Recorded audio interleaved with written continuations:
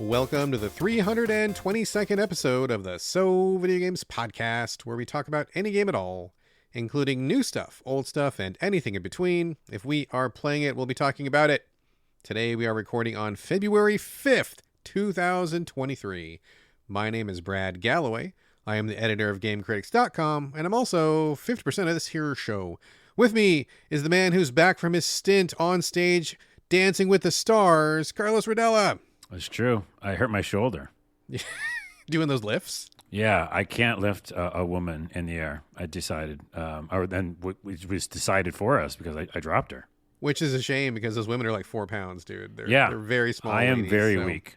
Yeah, my shoulders are pretty crap too. No, I didn't drop her, but I almost did, and I'm out of the competition. So, well, I mean, real talk, dude. She dropped you, so let's just be honest about it. Did she? No. I bring up Dancing with the Stars, not because you're on stage, although I'm sure you would do great if you put on some of those tight pants and the sequin jacket. But my good friend Daniel Durant, who was on Dancing with the Stars, and he came in, I want to say, oh, fuck, so embarrassing. I think he came in third, I believe, which is great because he's completely deaf, couldn't hear the music at all. Crazy. And finished like third. Real handsome dude. He was in the Oscar-winning film Coda recently. Good friend of mine. And he is still doing Dancing with the Stars. I didn't realize this because I never watched the show until he was on it, right? I didn't care. But I guess after you get done with that show, they do a tour of America. Everybody who was on the show, or I guess if you still want to be on it, he's on like a fucking like 50 city tour, and he's posting shots on Instagram. Him and his partner from the show are dancing like crazy. They're doing these amazing moves, and he looks so good, and like all these crowds are coming to see him. I'm so proud of that guy. The guy's awesome. So happy for him that he's doing that cool thing, which is weird because you would think that in the career trajectory of a fully deaf person that maybe dancing and music is probably not super high on that list, but man, he's killing it right now. Well, also dancing in general is more like, they always say like you have to feel it. Yeah. And it's more about rhythm and about the expression and stuff. So I feel like it really alludes itself well to that. Yeah, I mean, he's doing great. And I'm just so jealous because in typical white guy fashion, I'm terrible at dancing. I don't have any rhythm. I don't have any beat. It's super genetic. I can't. And I've tried a few times, and it's it's embarrassing for everybody. So we're not going to dwell on that too long. But I'm proud of him. He's doing great. If he comes to a city near you, go buy a ticket and go see him on stage. He's doing wonderful. So proud of that guy. Check him out. Check him out. Check him out. And he's a real handsome dude, too. He is a chick magnet for sure. So, anyway. Well, now I want to see Brad trying to dance. Or whatever. No, You just that said is you never, tried. No, I want to see that. Never going to happen. Let's move on. Next episode of the podcast, we will do an audio format somehow, and we'll... It's going to sound like a bunch of random junk falling down stairs is what my dancing sounds like. Oh, my goodness. So. Do you do the Elaine dance? You're like I don't know. I never watched Seinfeld. Seinfeld. I never watched You've never seen the Elaine dance? Okay, Google this afterwards. Okay. Elaine dance. Did she fall downstairs? No. She's just real bad. Okay. Well, that's me. I think that might be you. Anyway, let's get off to the next segment of our show, folks. Welcome back. Also, Carlos, welcome back, because you were not here last time. You weren't on Dancing with the Stars, but you were doing something. You were out among the stars. You were doing whatever it was. Secret projects. Top secret projects. Yeah, I don't have the clearance. I don't know. You did great. I listened to the episode. It's awesome. Thank you. It was very quick and concise and tons of games covered. So, and also you talked about seasons, which I was thinking about playing, or season or whatever it's called. Did I disabuse you of that notion? Yeah, you didn't make me super excited about it, but a ton of other people I saw on Twitter were saying like, "Wait, where's the coverage for this game?" But it seems like, interesting and cool to look at, but I'm not sure if I'd really want to play it. Yeah, I talked briefly with John over at Gaming in the Wild, and he's apparently a big fan of it. He felt like I came down real hard on that game, which I respect. Everybody's got their own take, and he explained why he liked it, and it totally made perfect sense that he liked it. And I'm sure that game will be great if you are that kind of person, but it kind of hit me in the wrong way. Just a really quick recap. One of my, as you well know, Carlos, one of my least favorite things in any game is A, searching for stuff, and B, reading text or scanning things. I hate doing that in any game. It feels like a complete waste of my time. But some people love it, right? I'm not saying it's bad, but I mean, that game was basically just like, start off in a story where you don't really know what's going on, and then read a bunch of text and scan a bunch of stuff. And I was like, ooh, it was triggering all my sore spots, man. Right. So. When I heard you say it, I was like, yeah, that's the things I didn't want to do in a game either. Yeah. If it looks really cool and it's an artsy type thing, and it's short, I'll still try it. But yeah, but man, anyways. I will say, riding the bike and the landscape going back, like in the background and everything, pretty amazing. Like that part was real good. I got the vibe real heavily, but it just wasn't enough to cover it. Anyway, we're not even talking about that game today. We're not. I was just saying you did a good job. Thank you. And then let's talk about some housekeeping then. Let's talk about housekeeping, folks. As everyone knows, now that Carlos is back, we're going to continue sharing this virtual living space divided down the middle with a strip of duct tape. That is right. It is housekeeping. I've only got a couple silly things this week, and I don't think they're only not even really game related. They're not. But what do you got, Carlos? Well, in my time in the secret project bunker, I had tons of housekeeping come up, so I have a lot here. But geez, some of them are controversial boxes. Okay, we're no strangers to controversy here. Hit me. Give me a big one. Oh, and by the way, if anyone hasn't already told by my demeanor, I'm kind of in a mood. So watch out for the future of this episode, because I'm going to go off at sometimes. No holds barred on Carlos this week. Yeah. The day before, which I keep trying to track and follow, is kind of a zombie. What do I call it? Like, oh, is that the name of the game? The day before? The day before. Yeah, we talked about it in the show before, right? Did we? I don't remember, dude. The whole thing went around the internet because it was like showing off these amazing visuals, and it's like multiplayer game. Like, what's that game I'm trying to think of in New York City where you multiplayer? You're thinking of The Division. Yeah, The Division. So it's like that, but with zombies and a huge open world and like really crazy graphics. And they just switched it over to Unreal 5. And, I think it's supposed to come out this year. And everyone was like, no way. They finally... November, yeah. So, and they just switched over to Unreal 5. So it is kind of crazy because it was developed in 4. And so anyways, they just dropped a gameplay video. But it doesn't look as great as some of those trailers. And also, it just looks like an empty world.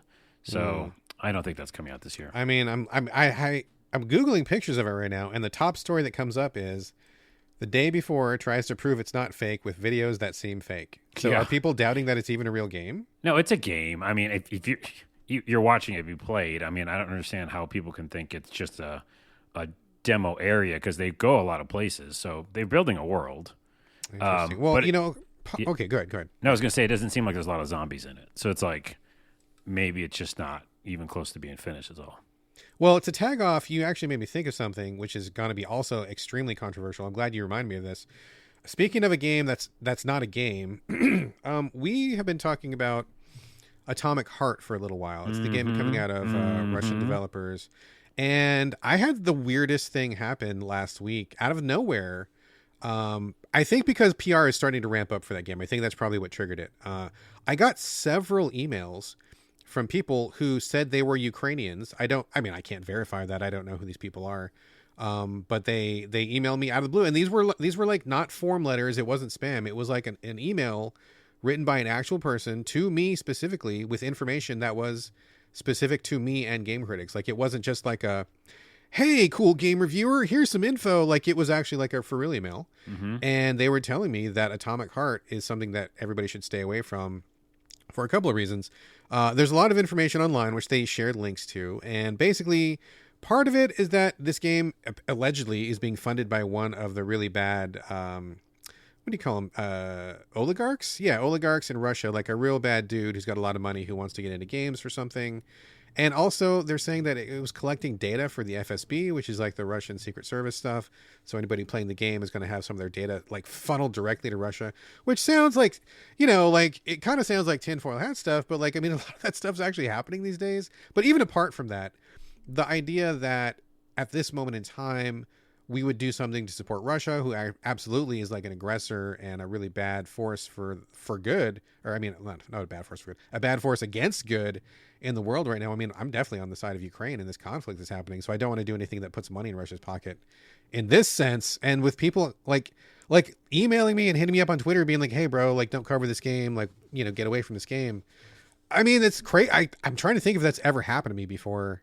And I don't think it has. I think this is the first time anybody's really gone out of their way to establish contact and like wave a red flag. You know what I'm saying? But the other thing that I was going to say, in addition to that stuff, was when I was doing the reading that they shared, they were saying that a lot of this game is fake. Like, it's not what it looks like. They've been like slapping it together, and a lot of the scenes that we've seen have been either CG or manipulated somehow, that it's not really what it looks like. And so I think that's a big part of it too. That's what made me think of it, was the fake, game not a game thing. But I don't know. Any thoughts? I know you've been excited, and I was excited too. But like, dude, I'm getting kind of like Harry Potter vibes off of this. It feels like something we should stay away from. Oh my goodness. Okay, we're gonna get into it right now. Then, yeah, I have a lot of thoughts. Okay.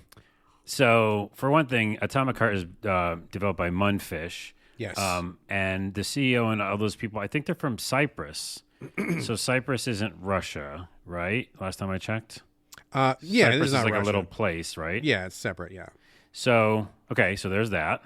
Mundfish is in Cyprus. Sure. So I don't unless there's some sort of back channels. Well, I think the people who are in Mundfish, I think the two people at the top were from Russia, and they're the ones who apparently have ties to the oligarch guy who's funding them. So they may not be like physically in Russia, but apparently the ties are pretty strong. Right. And again, it's just not something we're going to find like online directly. Like Robert is the CEO of Mundfish. He's on LinkedIn.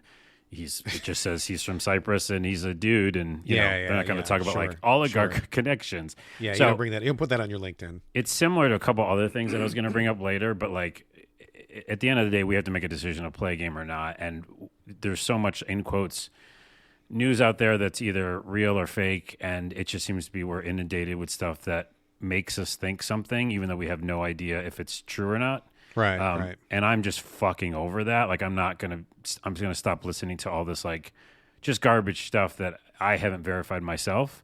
If I verify something myself, like, that's how it was in the olden days. And I was a reporter back in the day and a journalist, you could get the actual facts from the sources and be like, this is the story. Nowadays, there's just so many people going like, hey, did you hear this thing's happening? And you're like, I'm just like, fuck off at this point. So, and anyways, also Atomic Heart is not a fake game. I've been following it for a very long time, and Developer Diaries. It's a fucking great game, and it's going to be awesome. I am going to play it, and we can have that controversy or whatever, but we'll do some deep diving and looking to see, this kind of claims that you talked about. But it really does come down to that whole issue, which is similar to Harry Potter, where, how do you separate the art from the artist, or the creation from the creator? And if the creator is a fucking asshole, or back in the day, I always bring this up because we don't really bring this up enough, but there's a ton of rock bands that I listen to, and I'm not going to like, what's it called when you whip yourself, flog myself? Flog yourself. Yeah. For listening to like Warrant or like whatever, these bands that I listen to that I still had a great time with. They did fucked up things. We're talking about, you want to talk about fucked up things and giving money and doing all this different type of stuff, or like, trans thoughts about J.K. Rowling, what she thinks. Like, these people did really bad things to, like, I won't even mention on the podcast because we'll get us in trouble, right? But I still like their music. That has to be brought up because it's real. Like, I think it's very similar. Because a lot of stuff we hear today, and this is my final thought on it, a lot of stuff we hear today are things we're hearing about, but those rock stars back then, they did those things. There wasn't like rumors. It was like, oh yeah, they're in the news because they just did that thing, and there's this girl that's in court against him for doing these things, including our former president, Yeah. These are things that people fucking did, and they were terrible, and I still like some of the stuff. So, I don't know. Like, are we all going to hell then? Fine. But like, I am definitely like confused as fuck about it, and I'm leaning towards the side of like, I'm going to enjoy the creations, and I guess I don't know. Yeah, it's a tough question, and I think there's many aspects to it. I mean, if we're talking about a person who is enjoying a piece of media, and maybe you don't even know, right? I mean, maybe I've listened to some of those. I'm sure I've listened to rock bands where the people did something terrible and I had no idea about it, and I just enjoyed the music anyway. So that's one thing. But like, I don't have the answer, right? I don't have the answer. I don't know exactly what the right answer is, but I think at least for me, being in a position to somewhat support the game in the sense of bringing it to more people's attention, giving it press, that sort of thing. I mean, I think that is maybe like, not like I'm some kind of bigwig or like we're not some kind of like worldwide organization here, but we definitely have more reach than the average person on the street. So that's something to consider. But it's a difficult question, right? Because similar to this, like my kid and I were going through some sci-fi movies. I'm kind of catching him up on the classics, right? And it's amazing because there's so many movies that they've never seen, and I have, and I'm like, oh my god, it's like I get to watch this with you for the first time, but for me watching you watch it for the first time, and that's almost fun, And we were talking about post-apocalyptic stuff, and I was like, oh well, obviously Mad Max is like the number one, genre defining film, but come to find out that Mel Gibson's a complete piece of shit. But it's like, Do you still watch it? Yeah, that's what I'm saying. But so like I've seen that movie. I saw it even before I knew he was a scumbag. And to be perfectly honest, I have seen it since I knew he was a scumbag, but I'm like, so how do you draw the line, right? Like, I'm not sure where the line draws, but me watching a movie, I definitely feel like watching a movie that I already bought already has less impact. Does it have less impact? I don't know if it does, man, because again, we're amplifying it right now. Look at that. We are. God we damn just it. Go back and amplified edit this Mel out. fucking Gibson. God damn it. Okay. So this is sticky and complicated and touchy. Like, I don't quite know, but I will say there's a few things that I feel pretty good about, and I'm good on the J.K. Rowling thing. She can get fucked, so I'm clear on that one. But the rest of this, and also just to be clear, I'm not making these allegations against Mundfish and Atomic Heart. I mean, that's right. I'm just relaying what people told me, and I don't know how much of this is fact and how much of it is not. To jump back to Mundfish, I just looked it up while we were talking, and I was listening. Don't worry. And we can do both on this podcast. We're very good at it, you and I. But they recently denied claims to the effect that a connection may exist between the company and the Russian government. And yeah, there's a bunch of stories. One's on the Games Radar, one's on the Gamer. Yeah. Denying these claims. Something similar is happening with a bunch of other people who are getting canceled recently. And then, they'll still get canceled, but they'll deny it, and then it's in court or something. And you're like, well, are we still supposed to hate this person because they denied it? But, and it's still being like litigated. So anyways, but that's the update on, this is on like 7 websites now I just saw. The story is making the rounds. And of course they're going to deny it. I mean, everybody denies everything. Who's going to be like, yeah, we're actually funded by a Russian oligarch and we are funding to the FSB. No one's going to say it. They're of course going to deny it, but is it true? That's a whole separate question, right? Yeah. I don't know. So for the record, and this is, again, the controversial episode we're going to do probably. I'm playing Atomic Heart. Like, I'm playing the shit out of that. I want to play that game. I know you've been looking forward to it for a long time. For a very long time. So that's not going to change me. And I'm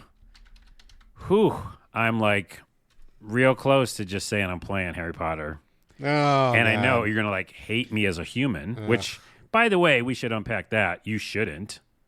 I don't think you should. What are you talking about? I don't hate you. If I played Harry Potter, you wouldn't hate me. I would not personally hate you. I would think you were making a bad decision. Okay. But you can do whatever you want. I'm not going to hate you. That's not a hate thing, but we're definitely not going to talk about it because fuck J.K. Rowling forever. I'm not going to support that game. Fuck under any her forever. Yes, but again, oh man, do I want to play as an evil character in Harry Potter? Do you hear that you can just be evil the whole time? No, all I hear about is how shitty J.K. Rowling is, and then I actually read a pretty good article couple days ago written by a Jewish person who was saying they take some real issue with the goblin thing, which is kind of what we talked about a couple episodes ago. We brought it up, yeah, and they're like, not to take away from the trans thing because that is a real thing and we support it, but also let's take a minute to talk about how badly Jews are portrayed in this because according to that article, they feel very strongly that the goblins are just basically a swap out for Jewish people. Okay, but pause on that because that makes me livid. Okay, why weren't they always that in every movie then? I think they were. I think people did make us. So then we should boycott everything Harry Potter forever, even the movies that we already saw? I mean, that's kind of that's the discussion, right? That's the question that we're discussing right now. We watched it in one context back in the day. I mean, look, I bought the books, dude. I was like that dude who bought the book when it came out at midnight or whatever. I read those books like the day they came out. We watched all the movies, but that was before we knew what was what. And now that we have all this extra information and extra context, it puts everything in a different light, right? I mean, so I feel very conflicted about that. And I gotta be honest, I haven't watched any Harry Potter or consumed any Harry Potter media since then. But when people who have concerns bring it up and they're like, yeah, you thought those were goblins. Those are actually Jewish people. And her treatment of people who are not white in the book is not great, and all this like retcon stuff about Dumbledore being gay is bullshit, and like, the more light gets shed on it, the shittier it seems. And so, Yet at the same time, when I saw one of those movies, I can't remember which one it was, in the theater on opening night, Sure. it was like one of the most special moments of my life. Sure. And I'm not letting anyone take that moment away from me because, again, 1 million people made that movie, right? Sure. Oh yeah, and you can Like- and you can have that. I mean, that was a moment in time. Like I mean, I enjoyed it too. Like I'm not. Yeah.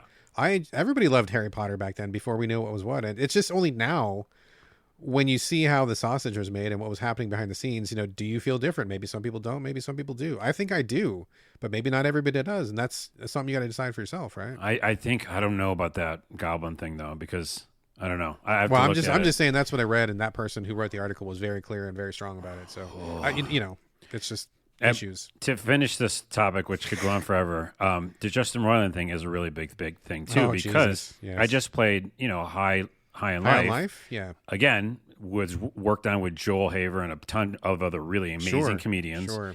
And it's a fucking great game, and I love it to death. And I would play DLC if they made some. They probably won't because, Justin's being like, canceled / black. What's it called when you're like blackballed? Is that what it's called? Blacklisted.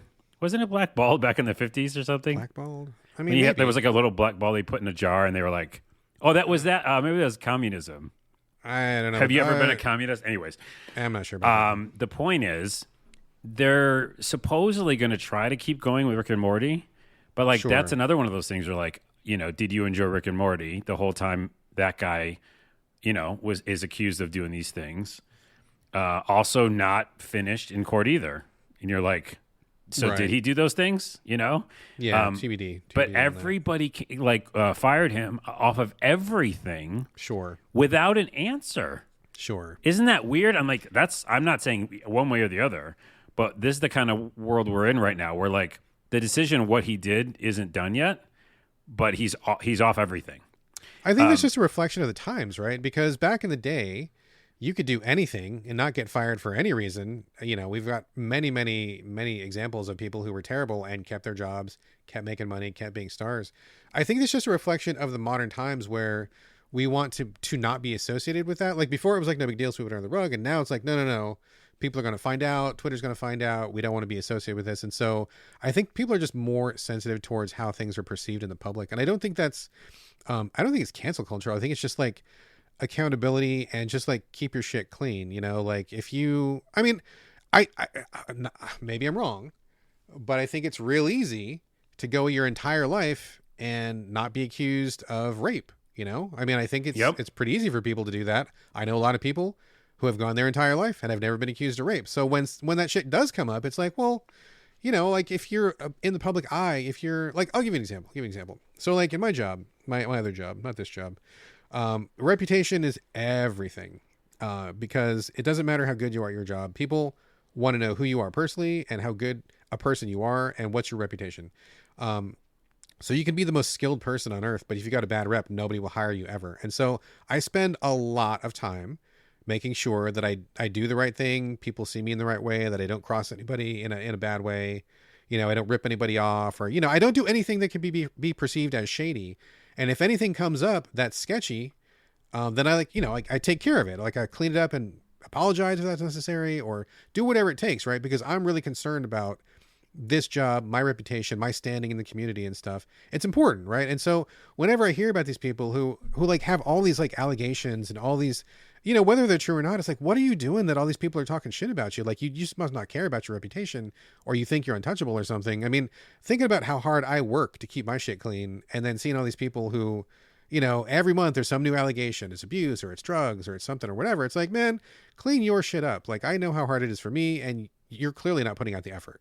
Yeah, I think that mixes together well with where we are, not just like you said in society, but like in technology, because there's much more ability to find out data. Oh yeah, everybody's got a fucking camera in their damn pocket, man. Well, camera, but also like I'm not even saying it's correct data, but like you can do Google searches, you can do searches on different social medias or video sites and find things, but then also just report on things. Like you can make an article. Anybody can make a website, make an article. Sure. And then the article gets picked up. again, from the internet, millions of websites, but then those sites become social posts, and those social posts become a TikTok. And now everyone's talking about this thing that happened on TikTok when it was just some person who wrote an article. I'm not saying that's what we've been talking about, just so you're clear. Yeah, right. There's Yes, terrible yes. fucking people. Sure. And I know some things that Justin's done that's not in a court case that is really bad. So I know that, right? But I'm just saying, like, all of it's a slippery slope, because I've been hearing so much stuff that just seems like it's just hard to find what is true. And all that said, I'm playing Atomic Heart for sure. And to close this door on this, and I don't know about Harry Potter. I, despise J.K. with all her thoughts. I really want to play an evil character in Harry Potter, so we'll see. I mean, play J.K. Rowling. There you go. Nice. She's a playable character then. I mean, you could make her be and be shitty as possible. No. Probably wouldn't match up to what she's like in real life, but hey. All right, Let's move on from all that. Real sticky situation, folks. I mean, I guess if you got some thoughts, I'd love to hear it. I mean, we clearly don't have all the answers to everything, and this seems like a really multifaceted issue that I don't think is as clear cut as we would like it to be. So if anybody's got some thoughts, I'm definitely open to it for sure. So. And it's important to talk about it and I'll never shy away. Neither of us do on this podcast, but I'll never shy away from talking about this kind of stuff because it affects reputations of people. It affects all the games and the content we play. Yeah. And it's a confusing subject, but we have to tackle it, because if we don't, then it just gets kind of like a muddled thing that we don't talk about, and that's not good either. Yeah, so. I think both you and I think most people these days want to be, ethical. They want to be informed and aware, and they want to make good choices that match who they are as a person, right? Like, you want to do things that are in line with your personal philosophy, with who you want to be in the world, what you want to put out there. So I think, having the information is good. But then again, like you said, we've had a lot of problems with misinformation, with a lot of confusing information, and it's real tough. It's real tough to know what's real and what's not these days, for a variety of 1,000 different reasons. But anyway. Well, let's keep going to the next controversial topic, which is... Oh, geez. I have two more, by the way. I have two more. I told you. This is going to... Okay, name this podcast the most controversial episode ever. No, it's the most controversial episode ever. That really kind of lands it. So this is Xbox climate politics. You sent me this. I did? I think you tweeted or something, or maybe I followed. This is about the Republicans getting pissed off because the Xbox uses less electricity? Yes. And I was like, idiots. How is that a story? Because they're assholes. But again, that's kind of my point of like, oh, that's not even anything. But now it's a talking point. And what we're talking about is that Xbox is going to use some sort of new energy saver. I guess they're installing software. Yes. And so Republicans and conservatives were like, this is them trying to get your kids into like green New Deal and stuff. And shouldn't they be? Because they're fucking dying, yo. Like, we need to start conserving electricity. We need to start being green. We need to start paying attention to that. If you're not paying attention to that, fuck you. Like, you're part of the problem. Yeah, and also, yes, but also that's not what the fucking game system is doing. That's not what it's already still like... by the way, I don't know how many times have you talked about this, but when I go over to my Xbox, and it's even in just sleep mode, it's hot. Oh, yeah, that thing's hot. It's really hot. In sleep mode. That doesn't seem good to me. So whatever they can do to chill that thing out, it just seems like it's running hot. So. Well, I don't know if I ever told you this, but I put a little metal grill on top of my Xbox X. It's like in the vertical mode, so the fan is at the top. Mm-hmm. And then I get a little ball of dough. And I put in some chocolate chips. I put it on top, and by the time I do like a 2-3 hour game session, I've got a nice little cookie waiting for me at the end of it. That's crazy business. Yeah. You're exaggerating, but it's not too far off. It's okay. So, anyways, that's not a story. So wait. I want to add on to that too. Okay. I'm glad you brought that up because number one, fuck Republicans. So here's a stance I can take that's real easy. Republicans are the enemy. They're fucking terrible. We need to stop them from ruining our fucking world and our country. Every day is a nightmare that they're here. So fuck Republicans and fuck conservatives because it's just it's terrible. And this is an exact one perfect reason why, right? So like what we're talking about, using less electricity, that's a good thing. There are no two sides to that. Being concerned about the environment, there are no two sides to that. It is only pro. Yep. Being concerned about saving the earth, having Earth be possible, or life possible on Earth, is only pro. There is no other side to that. And these motherfuckers keep bringing up the both sides and own the libs and all this shit. And like, they want to like make a big deal. Like we're somehow brainwashing kids into being concerned about the environment. Like that's Like that, like being concerned is a bad thing. It blows my fucking mind. And I just cannot with the bullshit. Real quick, not to derail you, but that's similar to 1984, where like it's doublespeak. It's called doublespeak. The book, yeah, the book. Yeah, and so basically it just means like you're saying something that is yes true, but you're making it seem bad, right? Yes. Because of course they're like, oh, they're trying to do this, and they're like, yeah, that's what they want you to do. Like you want to save the earth. Yes, exactly. So just a little tangent. So back when right before the Xbox One launched, I was at the launch event at Redmond at Microsoft headquarters, and I interviewed who even was in charge back then? Whoever was the big dog. I can't remember which. It was one of those famous dudes, right? I was in the room with him, and it was like a one-on-one interview, and we were talking about the Xbox One launch, which to me looked like a clusterfuck. And then it was a clusterfuck. Yeah. But it was funny because as we're sitting there, I remember asking him specifically, "Oh, how green is the Xbox?" And he's like, "What?" I'm like, "How green is it?" And he's like, "What do you mean?" I'm like, electricity, like its usage, like how much is it? He's like, "Oh." He's like, "I hadn't even thought of that." And I'm like, nice. It wasn't even on the radar back then. So I'm really glad that that's clearly changed. I'm sure the Xbox X is greener than the One was. And now that they're talking about reducing it even further, good. I'm very glad. And I'm going to take full credit for that. That was me. Thank you. That was You're you, welcome. yeah. Yes. They're like, they got the idea implanted at that point. Yeah, that one time that Brad showed up and he caught us with our pants down. We're going to fix that. Yeah. So you're welcome. And then we put our pants back up too, because that was That's weird. right. That was and weird. You could cancel for that for sure. See, I'm going to try to cram as many controversial issues in this episode. Here's something that's not too controversial, but it's kind of related to gaming. Well, it is.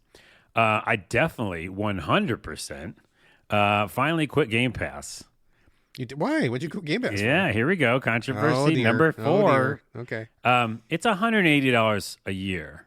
Mm-hmm. Let's just put that out there. And remember also that I've been talking about this in this episode all the time. I'm super broke all the time right now. Sure. Yeah. $180 is fucking bonkers. I mean, I even pay too much for coffee all the time, so I got to cut down on that.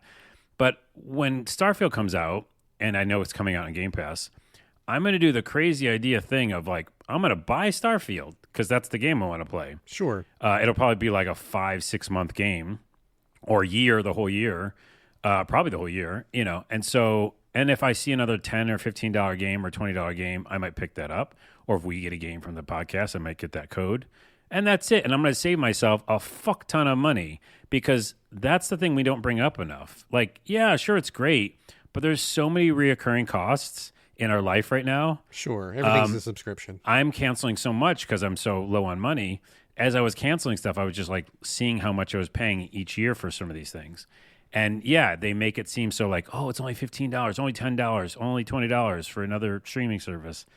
If you want Ultimate, which is generally what you want for Game Pass, it's $180. So I just think that idea that we have to change that idea too, I think, which is subscription is still fucking a ton of money, no matter what it is. Sure. And so I'm going to save myself some money. I'm going to buy Starfield when I want to buy Starfield. But all those other games that we kept talking about that are great, oh my goodness, you see how much value you have in Game Pass? That's true, but like, do you see how much value I have in Netflix? Yeah, a ton. But how much am I watching? How much am I playing of those games? So I just thought I'd bring it up because people should check their wallets. I mean, like, it's we've been just whitewashing. Is that the word? Yeah. Over the top of the idea that this is a fuck ton of money every year. So I'm gonna take a card out of your playbook right here. Okay, Devil's Advocate. Devil's Advocate. You knew that was coming. Yeah. So it is $180 is a lot of money. I'm not saying it's not. Like anything costs $180. I'm gonna take a pause on that, right? But how much do games cost these days? A brand new game, if you're lucky, $60. Although they're starting to be $70 now, right? So if you buy Starfield, that's probably going to be $70, I'm guessing. And that's the bare bones version where you don't get the cool costume and you don't get the cool ship and you don't have the space otter for your pet or whatever. I don't need the space otter. Yeah. You don't need the space. You don't need it, but you might want it, right? You're going to see somebody with a space otter. You're going to be like, damn it, I want that thing. I won't. So go ahead. Yes. $70. So that's one game. Yep. And then you buy even one more game, you're basically a hop, skip, and jump away from 180. So like if you think about, let's say 60, because that's easy. I can do that math in my head because I am not a math person. If you buy 3 games per year, I don't know how many the average gamer buys. But for us, we're like high volume gamers, right? You and I both. play every fucking game that there is. I definitely play more than 3 games. I mean, I played more than 3 games this fucking week, dude. So like, if I was to buy those, which I wouldn't, but if I did, if I play at least 3 games per year on Xbox, I've paid for the service. Wait, but I can actually devil advocate to your devil advocate. Devil advocate. Devil's devil advocate, because you don't have to play games. I think sure. We're in a unique situation where we get games. So for me, this whatever your scenario is not going to work, because like all year this year, I might be able to just play games from codes we get. I could, and I could buy Starfield, and I would save myself $120. Like, that's what I'm going to do. Like, that's what I'm. Oh yeah, do. and if that's right for you, go for it, man. For sure. Well, it's not right. It's the only thing that will keep me alive, money wise. Okay, stay alive. Yes, absolutely, stay alive. Let's do that. My point is to make it budget wise. That's what I'm doing, right? Sure. But to the devil's advocate is that anybody, just anybody who plays games doesn't need to play 3 or 4 games, because we're comparing it to being like, well, if you're like us and you buy a bunch of games each year, well, you might not be like us. Oh, right? Sure. And not even that. Like, I realize we're like in the 1% of games, right? Because I'm a games editor, and you've been in games forever, and we get free codes all the time, and we do a podcast, and I have a website. So we're like in a special situation. I get that. But like for the average person, I don't know how many games the average person buys, right? So there's probably like people out there who's like, Madden's my game. All I buy is Madden. I buy 1 Madden game per year, and that's all I play. Okay, Game Pass doesn't make sense for you then. That's a waste, right? But if you're a person who like plays 1 game a month, or maybe even 1 game every 2 or 3 months, if you're buying those games new, which you might be, maybe you're a sale person. I mean, it just depends. Like I'm saying, like it's just basically 3 full price games per month, and we don't have to buy games. I mean, nobody has to buy games. I mean, you can just quit games forever. You don't need to buy an Xbox. You don't need to do anything about games. But if you're in the games sphere and you like games and you think they're fun and you want to play them, and if you play at least 3 a year, to me that balances out. Where it's like I'm getting way more than that per month. My family's getting way more than that per month. I mean, look at my kid. Every time I'm looking over there, he's playing something new off of Game Pass. So I'm like, cool, that's another game I didn't buy. Great, I love it. Again, save that money, right? And that's a unique situation, having a family, having a kid who wants to play a ton of games. Yes, there's lots of different situations. By the way, I talk to my barista all the time, and he's like playing 3 games like forever. What was his name? Owen. Oh yeah, Owen the Thanks, barista. Owen. Yes, we did. We know Owen. He's playing League of Legends. He's playing. He's playing a few games. And then every once in a while, he'll get a new game. I actually told him about Forspoken, which we'll talk about soon. Okay. Anyways, the point is, there's lots of different situations. And if you did buy 3 games a year, you'd still save money if you didn't have Game Pass as well, because Game Pass is 180, and you spot 3 games, and you. But I mean, in lieu, of course. But in lieu of, if you skipped buying those 3 games and you only got Game Pass, and then you played those games on Game Pass. No. Don't you see the math? You save money by not having Game Pass and buying 2 games a year. You save money.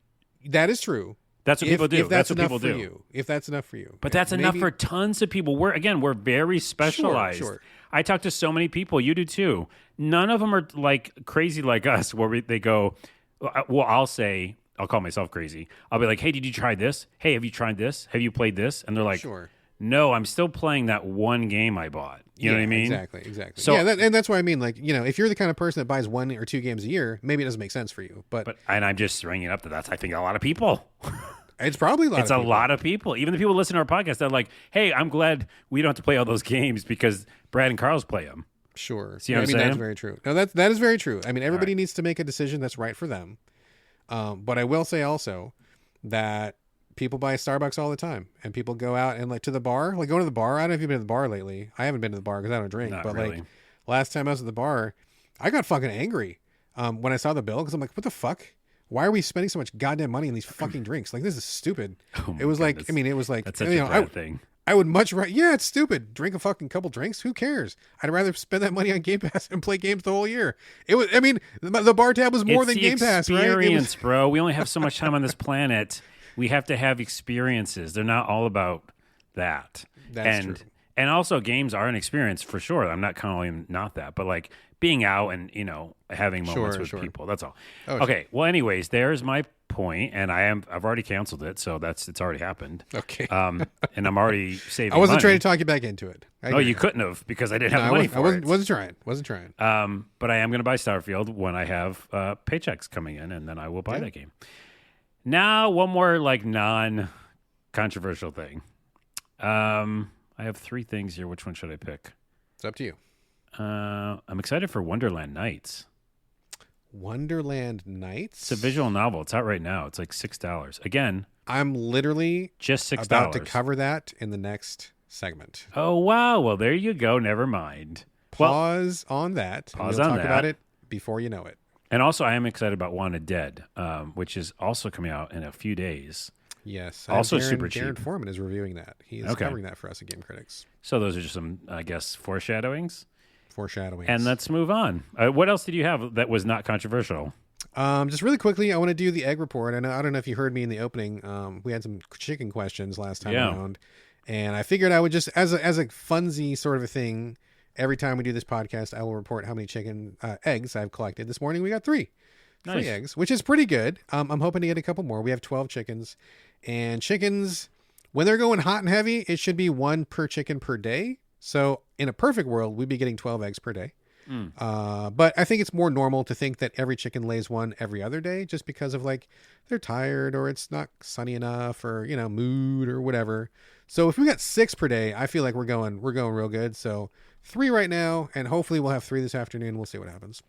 I do have one story though. Wait, back to the eggs. Did you say in the episode I forgot? Are they brown or white? The eggs? Mm-hmm. Oh, they're all sorts of colors, dude. We have white. Do they stay the same color? Yeah, they don't. So change. different chickens do different color eggs, right?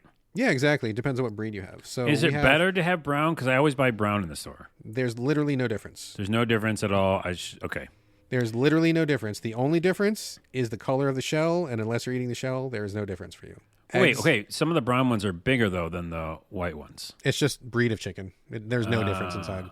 But isn't a bigger one better value, I guess? As long as the price is good, you're getting more volume of egg substance inside for a bigger egg. But I mean, what does it cost? I mean, I guess it depends. Okay, wait. Egg question number 2. Sure.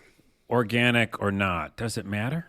Well, I mean, organic is a whole big thing because who free says range, what I mean, organic sorry. means? I mean, we do free range here. That's all we do. Yeah. And I think that's good. But again, what are you saying? Like, what does that mean? There's all sorts of definitions. I don't know that there is a strict legal definition of free range. For us, it means we open the door of the coop in the morning. The chickens walk around the yard all day. I don't do anything to them. They eat what they want to eat. They scratch.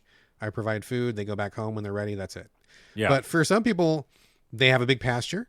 Some people keep them in a little box that they wheel around in a field, and then they cover 10 feet of ground per day. That's like a little mobile thing. Some people have them in a pen that just has them grass in it. They call that free ranging. Sometimes they have food they scatter on the ground and they call that free range. I mean, it's like, I don't know that there's necessarily a definition. I think if we all, if we were going to say that chickens were free to live their life, then sure, free ranging would be the best. But I don't know that that's really what you get when you buy those things. So. Yeah, and also it comes back down to the thing of information. Like they can put a ton of stuff on a package. Yeah, but I'm not no there. one can disprove it or anything, right? Yeah, I'm not there. I have no idea. Yeah. So I'll just tell you really quickly. The eggs that we have now, we have brown eggs, we have tan eggs, we have white eggs, we have green eggs, we have pink eggs, and we have blue eggs. So we have all those different eggs. Okay, so go fucking back. Green, like in Dr. Seuss? Yeah, I mean, like, so again, just the shell, right? The inside of the egg is all the same. But why? It's just the bird. I mean, just the bird has the. I'm very confused by that. Oh, and the pink and the blue. Yeah, pink and blue and brown and tan, and every bird has their own. Like you see like a robin egg. Isn't a robin egg? Robin kind of egg like is blue. and I've seen that. Yeah. I have never seen a pink or green one. And by the way, that means Easter's covered for you guys. You don't have to color eggs at all. I don't have to do anything. Just go out to the coop and I'm set. I don't need to buy any of those little dissolving tablets and put eggs in water. Nothing like that. Yeah. Crazy business. All right. One more story. One more story, and then I'm good. I just wanted to just give a big fuck you to FedEx. I fucking hate FedEx. I saw you bitching about that. Yeah. They can suck it so hard. So I don't know what the deal is, but like our drivers around my area are assholes. We have a fence. The fence is never locked. The only time the fence is ever locked is when the dogs are in the yard going to the bathroom. And the dogs are house dogs. They go outside maybe like 5-10 minutes per day when we let them out in the yard. We take them for walks and stuff, but I'm just talking about like running loose in the front yard. You know what I'm saying? Like they're not front yard dogs. Like we don't have a dog in a yard 24/7. So it just so happened that the FedEx guy showed up at the exact 5 minutes when we were taking the dog out for their morning poop. Right. And so the dude number one, the dogs are barking like fucking crazy, and he still tries to open the gate, and I'm like, are you high? What is your deal? You don't hear these dogs going off? That, to me, is a pretty good indication there's a dog inside the yard, and you probably shouldn't try to open that gate. Idiot tried to open the gate anyway, and he saw the dog come running after him. And my dogs are small. I have a Chihuahua, and I have like a Jack Russell mix or something. They're very small dogs, so we're not talking German Shepherd or anything like that. But anyway, he closes the gate, and then he threw my box. Number one, don't fucking throw my goddamn box. It says fragile on it. And you're a delivery service. You're not a throwing service. You're a delivery service. You need to deliver the box. He threw the box over the fence, and it hit my dog when it came back on the way down. Oh, my goodness. I was like, what the fuck? And so I got so pissed. UPS doesn't do that. Post office doesn't do that. Amazon doesn't do that. It's only FedEx that does it, and I don't know why. I called their retail, their regional manager or whatever, and this is like the third or fourth time. This is the first time my dog got hit by the box, but they've thrown boxes before, and because I'm home 24/7, I always see them when they roll up, and I'm like, you motherfucker, you threw my goddamn box over the fucking fence again, and they just keep doing it. So fuck you, FedEx. You know, the guy's like, well, it's our policy that a box should never leave a person's hands unless it's being delivered to their front porch. Okay, well, they throw them like fucking footballs over here, asshole. So I don't know what the deal is, but fuck FedEx. I fucking hate FedEx. All right. Don't. Anyway. Yeah. Yeah. Whatever. Do something else. Don't do FedEx. Don't do that. UPS. Do the post office. Do anything. Give a kid some money. Have him get on his bike. Ride it over somewhere. Do something. Strap it to a drone. I don't know, whatever, but don't give money to FedEx. That's interesting. I was on a podcast for The Spoon, which is that other food tech company I work at as freelance. And we talked about drone delivery happening more and more with food and companies getting greenlit to start investing in that. But man, oh man, that's tricky. Because, as long as Elon Musk is not involved, then I'm fine. No, it's another company. But like it's tons of different like conditions, you know what I mean? Like it's so many variables. It's hard to pull that off. I'm sure it's 10,000 times more complicated than we think it is. So yeah, so I don't think the FedEx drones are happening anytime soon. But well, good, because they would fucking drop it on my goddamn head. They would throw it somehow. That's They true. put a drone launcher on it. That's not funny, but funny that the FedEx drone would also catapult it at your house. It would just like fly top speed and just drop that shit on my house. Fucking break a hole in my roof. Fuck those guys. Fuck those guys. Fuck and now those let's talk guys. about games. Let's talk about games.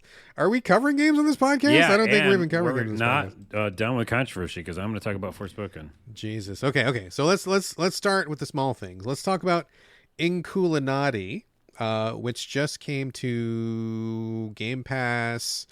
Game preview, where it's a I guess quote unquote beta, but it's on console. People can download it and try it out. It's not a full version of a game, but it's basically the whole game, but just not in a 1.0. They said they're gonna still work on things. There are some bugs and stuff. So basically, I'll let you talk about it first once you give the capsule here, Carlos. This is a game that takes inspiration from illuminated text from the medieval ages, where there would be like some dude in a monastery and a big book and some ink, and he would draw those really fancy letters, calligraphy and stuff. But then in the margins of the book, they would draw little animals and shapes and curlicues and like really cool looking stuff. So you play a person who is drawing the marginalia of these things, and it's also a turn-based strategy game where it's 2D, and it's like the whole combat takes place in a space the size of a margin of a book. On one side are your people, where they're like dogs or rabbits or whatever, kind of like walking around like people dressed up fancy. And then you fight against the AI. Turn by turn, there's movement. Positioning is important. And then each person has a cooldown for their abilities and stuff. So it's like a 2D term. It's a little bit like Darkest Dungeon in the sense of like how the combat happens. One team on one side, one team on the other. It's a 2D plane, and they kind of go head to head. So visually kind of similar to how Darkest Dungeon is set up a little bit. Anyway, I was pretty excited for this one because I think it looks really cool. I love the art style. Very nice. It also reminds me a little bit of what's up the other medieval game you played recently with the same art style. It was Pentiment. Pentiment. Yeah. Which is what I thought of immediately. Yeah, when I saw. Yeah. I think these are in the same basket, like graphically, anyway. So I played it a little bit. I've definitely got some thoughts. Carlos, did you play this? And do you have some thoughts on Inkulinati? I always keep calling it a different name each time I try to tell you about it. I'm like, are we talking about Ikanamati? Ikorolakti? Akanikanaka?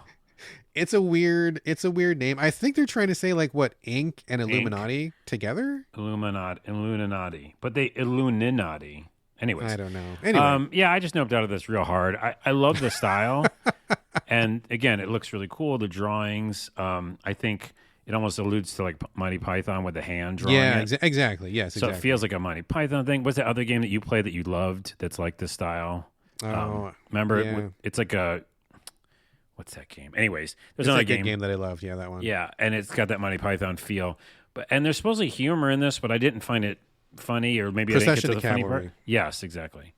I didn't know if I found the humor yet because I didn't play it long enough, probably. But like, it's supposed to be, that's a focus, I guess, at some point. Is it? I didn't get that sense at all. They put in quotes humor in the description for it. So, anyways, yeah, I mean, I got confused by the combat. It seems basic because it's turn-based stuff, and you have these little helpers, and you're trying to attack the other side.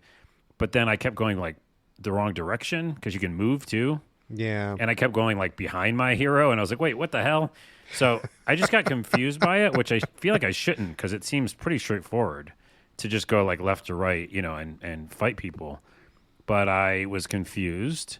It wasn't fun, and I left. I just like put the controller down. I was like, I don't want to do any more of this. Slowly backed away from the console. Yeah, I did the Simpsons Homer in the bush. Fade into the bush. Yeah. Yes, exactly. So maybe I missed something. So tell me if I missed something. No, you didn't miss anything. I think you're exactly right. Okay. I was so on board for this. I love turn-based tactics. I love the art style. I love weird games. I'm like, man, this is my jam. And oh god, I noped out of this so hard and so fast. I mean, to be fair, I think the tutorial is awful. That's probably a lot of it. It is a terrible tutorial. Everybody I talked to had the same impression of like, this tutorial sucks ass. It's really confusing. And it's the kind of tutorial where it's not even a tutorial. It's like they set you up with these little mock situations and they're like, oh, well, did you know that the donkey can blow a trumpet with his butt? And I'm like, okay. And then they just let you have at it. And it's up to you to figure out what were they trying to tell you? Like, what does that really mean? How do you really use that to your advantage? And if you can't figure it out, if you don't understand it, then fuck you. And that's kind of how I was. I was like, I don't understand what the win conditions are. How a lot of these tutorials felt like really one-sided stacked against you. I was doing some of the tutorials over and over and over. There was these snails in the tutorial that kill your enemies or kill your troops with one hit. And I'm like, how am I supposed to win this? I don't understand. What are you trying to teach me? Because I clearly don't understand your system. I would like you to give me a hint, because the snails just kept fucking eating me over and over. I did that fucking round like 20, 25 times and I didn't pass it. And it's the tutorial and I just didn't understand what I was supposed to be doing. I mean, clearly the developers understand their own game because they made it. That's great. But I am not them. I do not share brainwaves with them. I don't understand how this works. And I need you to teach me, the brand new player who wants to support your game and have fun with it, what the fuck am I supposed to do? And I don't understand it. I am no stranger to turn-based tactics. I am no stranger to fucking video games. Well, that's why I was so freaked out, because I'm the same way as you. I was like, oh, I'll get this in a second, Yeah. But like you said, there's all these weird conditions that don't make sense. They're just for that game. Yeah. And they're not just describing it to us. Yeah, it's like there's a lot of positioning where you need to like shove people and they kind of slide along to a different open spot, but then also the people's movement, you need to look at that to see how far they can go, and it's not easy. I think the UI is garbage. The only way I could found out to get some of the information was like to click one of the sticks and then go into a menu and like look, and it was like, dude, have you guys never played a fucking strategy game before? Like, this is supposed to be like surfaced really, really easily and clearly so that a player just has to glance at it to get the info. And it was like I had to dig for the info, and this was not good. And I just, it was like this one section I got to. You have an archer, and they're like, okay, there's a rock in this level. This rock, you can't push it. Go. I'm like, okay, so what? You can't push the rock. What does that mean for me? And at first I thought I figured out like I used it for cover, but that didn't matter because the enemy just kept coming at me. And the archer has as much movement as the foot soldier. And in that situation, the foot soldier is always going to win because the archer is low damage and the guy just keeps rushing you. So I'm like, I don't understand the lesson that I'm trying to learn here. And I was like, fuck it. Fuck this and fuck you. Like I've noped out so hard. Yeah. So I don't know if the developers need to go back to the drawing board about difficulty, about definitely tutorial, about UI. Like this was just a really, really negative experience. And everybody I talked to was kind of riffing off of what we just said here. Bad tutorial, didn't get it, wasn't fun, too hard, did not like. So All right. Well, I was probably correct in running away early. You were correct. I said I was right behind you, dude. We were both running away in the same direction. Well, you know what though? Like we always say here in the show, I bet in 6 months this will be a much better experience. Right, but we don't know because it might just also be the same. That's true. It might just continue to suck. So. Yeah. Anyway, I don't think I'm probably going to come back to this one. I don't think you're probably going to come back to this one. Let's move on, shall we? Let's move on. Okay. When they did the Xbox developer blah blah whatever shindig the other day that we talked about, the same day that event happened, they did like one of those stealth drops for a game called Hi-Fi Rush. This game came out of nowhere. It's by Tango Gameworks, the people who did Evil Within. But boy, it sure doesn't look anything like that at all. It looks like a total 180 for those guys. It's bright. It's colorful. It looks a lot like Jet Set Radio. And what's another game that came out recently? It was done by, I think it was Sucker Punch, where you skated on those the wires all over the city. Do you know what I'm talking about? Oh, geez. Yeah, I do. I can't think Where of it. people drank the energy drink and it turned everybody into zombies. And then Yeah. you had to go and like, whatever that game was. Yeah. It looks like a combination of those two games, but like people saying it looks like Dreamcast, really colorful, bright, which I think is correct. You play a dude who gets a robot arm attached to his body. He gets an iPod stuck into his heart, and it becomes a rhythm-based, I don't know, brawler, beat 'em up, I guess, basically, where you run around this high-tech city, cutscenes, bosses, punch robots and stuff. I played it for a little bit. Carlos, did you dip into this? Yeah, I mean, I love those kind of stealth drops. One of my biggest Stealth Drop is fun. excitements around showcases and stuff like that. So, and also Bethesda Softworks published it, which is interesting. Oh yeah. And yeah, like you said, Tango, they did Evil Within or whatever. It's a totally different skill set and style of game. But yeah, I think the animation is really cool too. The animation was very just stylized, and it felt like something you'd watch like in a CG movie on Netflix or something, or an anime or something. Really high quality, surprisingly high quality stuff. Yeah, really fun to watch, and interesting concept, and that he gets an iPod in his chest, and that's why he's on the beat. Yeah. Yeah, I thought it was really fun. I mean, it's nothing I'm like super excited to like finish, but obviously, it was just a hoot. It was a hoot. It was a hoot. Where you run around, you hit things, and I think I'll say this is important. The rhythm games we've played in the past, lots of them are unforgiving. Yeah. Even like Hellblade, which is one of my favorite. Not Hellblade. Oh, come on, help me out. The heavy metal one. Yeah, I know what you're talking about. The singer, something Yeah. metal Hellsinger. Metal Hellsinger. That one's a little sometimes unforgiving. Like you can actually eat shit and die because you didn't do the right rhythm. Yeah. This one was super forgiving. I mean, I'm sure you felt that too. Oh yeah, it felt like you didn't even really have to even pay attention to the beat. Like you could just mash and it was fine. You could mash pretty well, yeah. But Yeah. when you didn't, and you did do the beat, you got these great combos that did crazy damage. Because I was doing that Y combo a lot. the the heavy Y combo. button. Yeah. And that was just like clearing out enemies. And also it was like making that cool guitar sound. So you get that feedback of the music when you hit the rhythm. Mm-hmm. And it changes like, background music and stuff like that. So I think it was just really fun. I don't know if I will beat it, but I played it for a while. I basically agree. I see a lot of people really flipping out about this game, and really celebrating it, which is cool. I mean, I'm glad people are finding fun with it. It didn't click that much for me though. I think the animation's amazing. It's got like a lot of high energy, positive, upbeat vibe. Like it kind of gets your juices flowing, which is cool. I dig that. But I just didn't. It was just kind of boring. Like I just felt like the combat wasn't really that exciting, and the jumping was awful. The jumping is really awful, and I don't care what anybody says. That jumping sucks. The camera just doesn't work, and you don't float quite enough. So I didn't care for the jumping. But it was. I mean, it was like, okay, cool. It looks amazing. But once the shock and awe of the impeccable presentation wore off, I was just like, okay, I'm just punching robots, and this is like, okay, whatever. Right. It didn't connect with me. I just didn't. I got to the first boss, beat the first boss. I'm like, okay, that was cool, but I'm good. Like, I don't think I want to go any further. Yeah, I feel like we're both on the same page here. It's crazy that I would say that too, because you look at the screenshots, you see it, you play the demo, and you're like, wow, this is like visually amazing. Yeah. And really cool to look at. And I like the world they built too. But I'm not, maybe it's because it's really focused on that rhythm, thing, that the rest of it just feels like a game that you would hit enemies and go to the next level. Yeah, it just feels pretty like if you took away the graphics, which are again are amazing.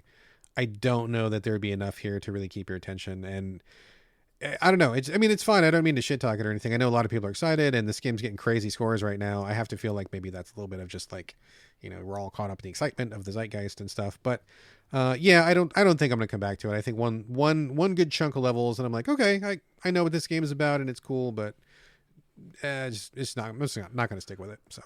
All right. Well, we both played it. There you go. We tried it.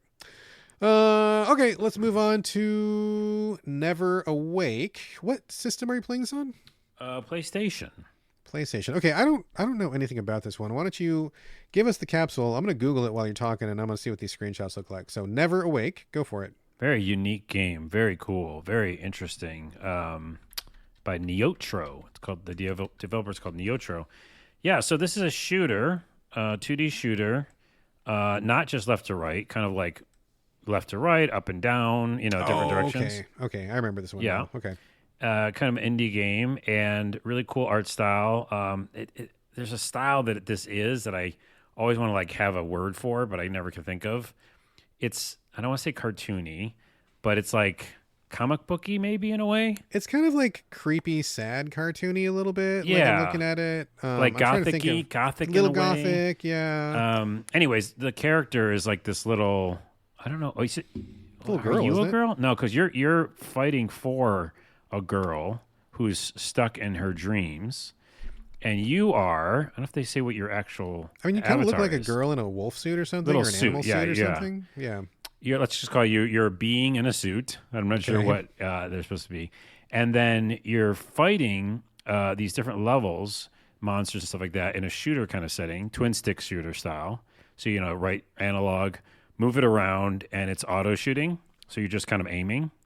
Yes. Okay. So it's very relaxing. It's like one of those shooters that are just super relaxing, in my opinion. Twin stick shooter. And yeah, you're fighting these levels to not actually kill the monsters and bosses. Yes, you're doing that, but you're doing it to get these souls. Like every time you kill certain monsters, you'll get these like collectibles. And you got to collect enough that equals 100% to clear the level. Gotcha. What my point is if you go through the world, the whole level, it's just kind of auto moving you through a level like a shooter. Mm-hmm. Not always left and right, sometimes up and down, whatever, all over the place. And as you go through, you're trying to stay alive. You have a dodge move, which is quick dodge, and then you're aiming and shooting and getting all these souls. If you beat the level and there's a monster, the boss at the end, it just restarts you. Because they're waiting for you to get to 100% of souls. That seems kind of not great. You think that would not be great, but it's actually fucking great. Because, is it great? Why is it great? Yeah, because in the traditional sense of like roguelikes and games like shooters where you're like, oh, I keep dying at this boss, you don't really... There's a bunch of things that'll make this game easy. But one is you're not really focused on beating the boss. Like the boss is just another big enemy.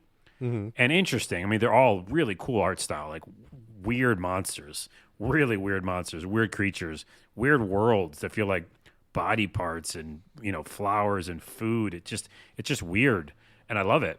Tim Burton-esque almost in a way. And then when you do it, you beat the boss. You just keep going because it's about getting good at the the game itself and mechanics, and like picking up stuff. I don't know. For some reason, I felt like it was more low stakes. That it didn't like stick me at a boss and have to throw like a million, bullet hell moment at me. Mm-hmm, mm-hmm. It's more like the boss is stronger, but not like, oh, you got to spend a ton of like, time figuring out their moves and stuff like that, right? Like that's what bosses I think of. I think of like, how do I figure out how to dodge all this stuff so I could beat him? Right. The bosses here are just like big enemies, if that makes sense. Yeah, I get you. Okay, so anyways, it's about a flow. Like this whole game is actually about a story.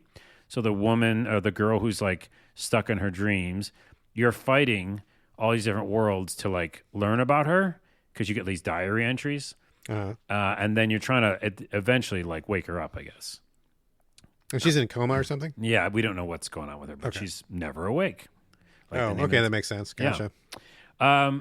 What doesn't make sense is some of the worlds that you go to are called really weird names, like Vegetable Forest, and dog park. Um, and I'm not sure why 100%. This game has kind of some abstractness to it. And then when you beat levels, you get diary entries, or later on you get like pictures and stuff. And you're trying to like learn about this girl who had a rough go at it, like some pretty dark story stuff. So yeah, it's a girl fighting to wake up, and you're helping her by playing a shooter. Twin stick kind of shootery thing, Yeah, with low stakes and cool art. and the low stakes is really cool because like the other thing is as you go, you get upgrades. Not roguelike in the fact that you have to start over, but because when you clear a level, you've cleared it. But you can keep adding accessories and adding different weapons and things like that will pick up the souls for you, things like that in a shooter. So lots of stuff like that. And then also, when you die in a level enough times, which I have, you can use some of your souls to it's called an oversoul mode, which basically means you get crazy guns, and it helps you beat that level. Oh, so they don't want you to get stuck too long then. No, not at all, but those cost, the in-game currency that you Sure. accrue, or a cure, Or cure, either way. So, and that was really cool because I never felt like I was totally stuck because I was like, oh, you still have to play the game, You've always got something to fall back on. But you have something to fall back on.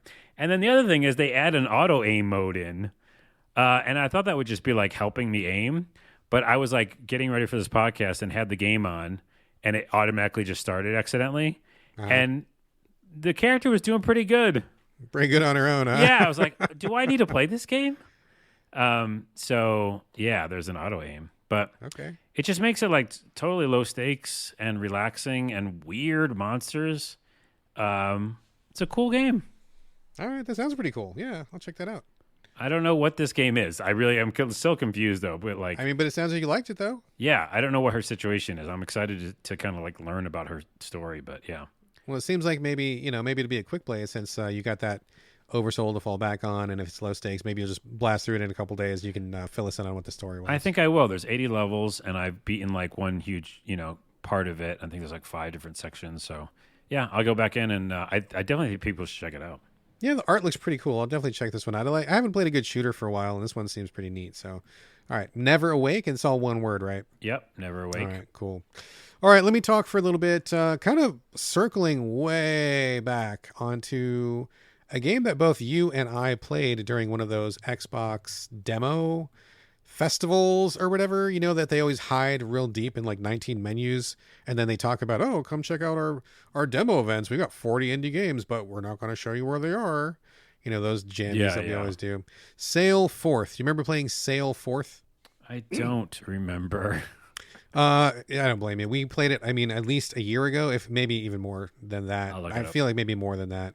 But this is a cute little game where the gist of it is you play a little person, low polygon person, and you're in a boat, and it's a sailboat, and they use actual sailing physics, as in if the wind is blowing east to west, then you need to move your sail around in order to catch the wind in a certain way so that you can still go the way that you want to go, but still work with the wind. You don't have any motor. I think you have like minimal oar capacity, like just to like get you unstuck or something. I don't think you can actually like oar your way around. Yep. So you have to use the sail. And at that point, they kind of just like let you go, and you're supposed to, honestly, the game is really bad about communicating what you're supposed to do and how you're supposed to do it. When we played the demo, I'm like, okay, cool. Like you just like sail around and you fight pirates and you get pieces and you build your boat up. That seems okay.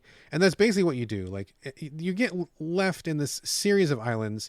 It's not an open world. It is not an open world. You have like an island level where you have an island, couple, 2-3 islands and a piece of water.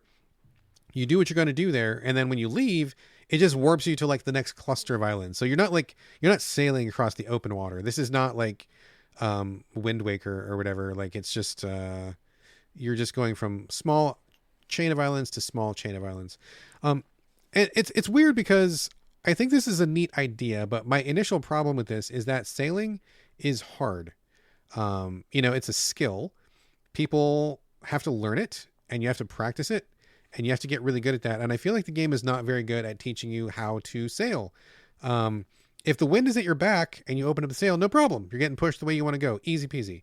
But when the wind is blowing against you and you need to go that way, it's like, what the fuck am I? Okay, I realize there's a thing called tacking, but I don't exactly know how it works. I think you're supposed to like open your sail a certain way and then zigzag or something. I'm not a sailor, right? Like I never really like I've never done sailing like this, right? So the game is just like, yo, move your sails and catch the wind. And I'm like, fucker, how? Like I don't understand what I'm supposed to do. They're like, oh, trim the sails or let the sails out. I'm like, okay, well, which? And I'm sitting there trying to experiment with it, right? I'm like, okay, wait, if I turn this way and then I do the sail this other way, am I going faster? I can't tell. What about if I go, is this working?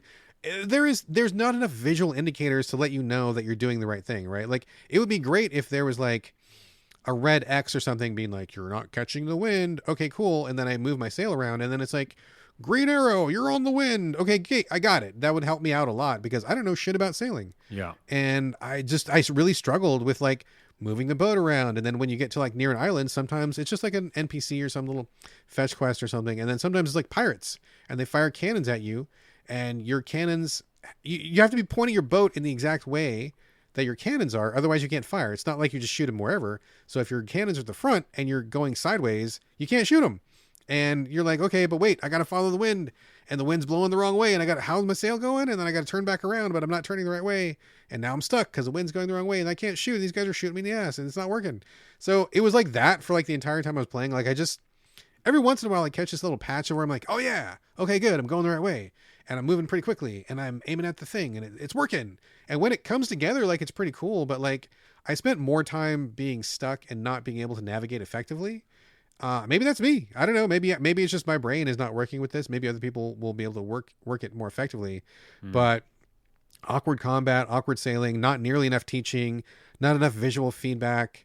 It just felt really slow and tedious. And then once you get to the world, you're just like, what am I supposed to do? Like you're just in the world doing whatever you want to do. And I don't even know what I want to do. Like, I mean, I'm just doing fetch quests for people. I'm sailing around shooting pirates. Like what's my goal? Like what is happening? I don't even know. So I'm guessing this game is probably like a labor of love for somebody who really loves to sail.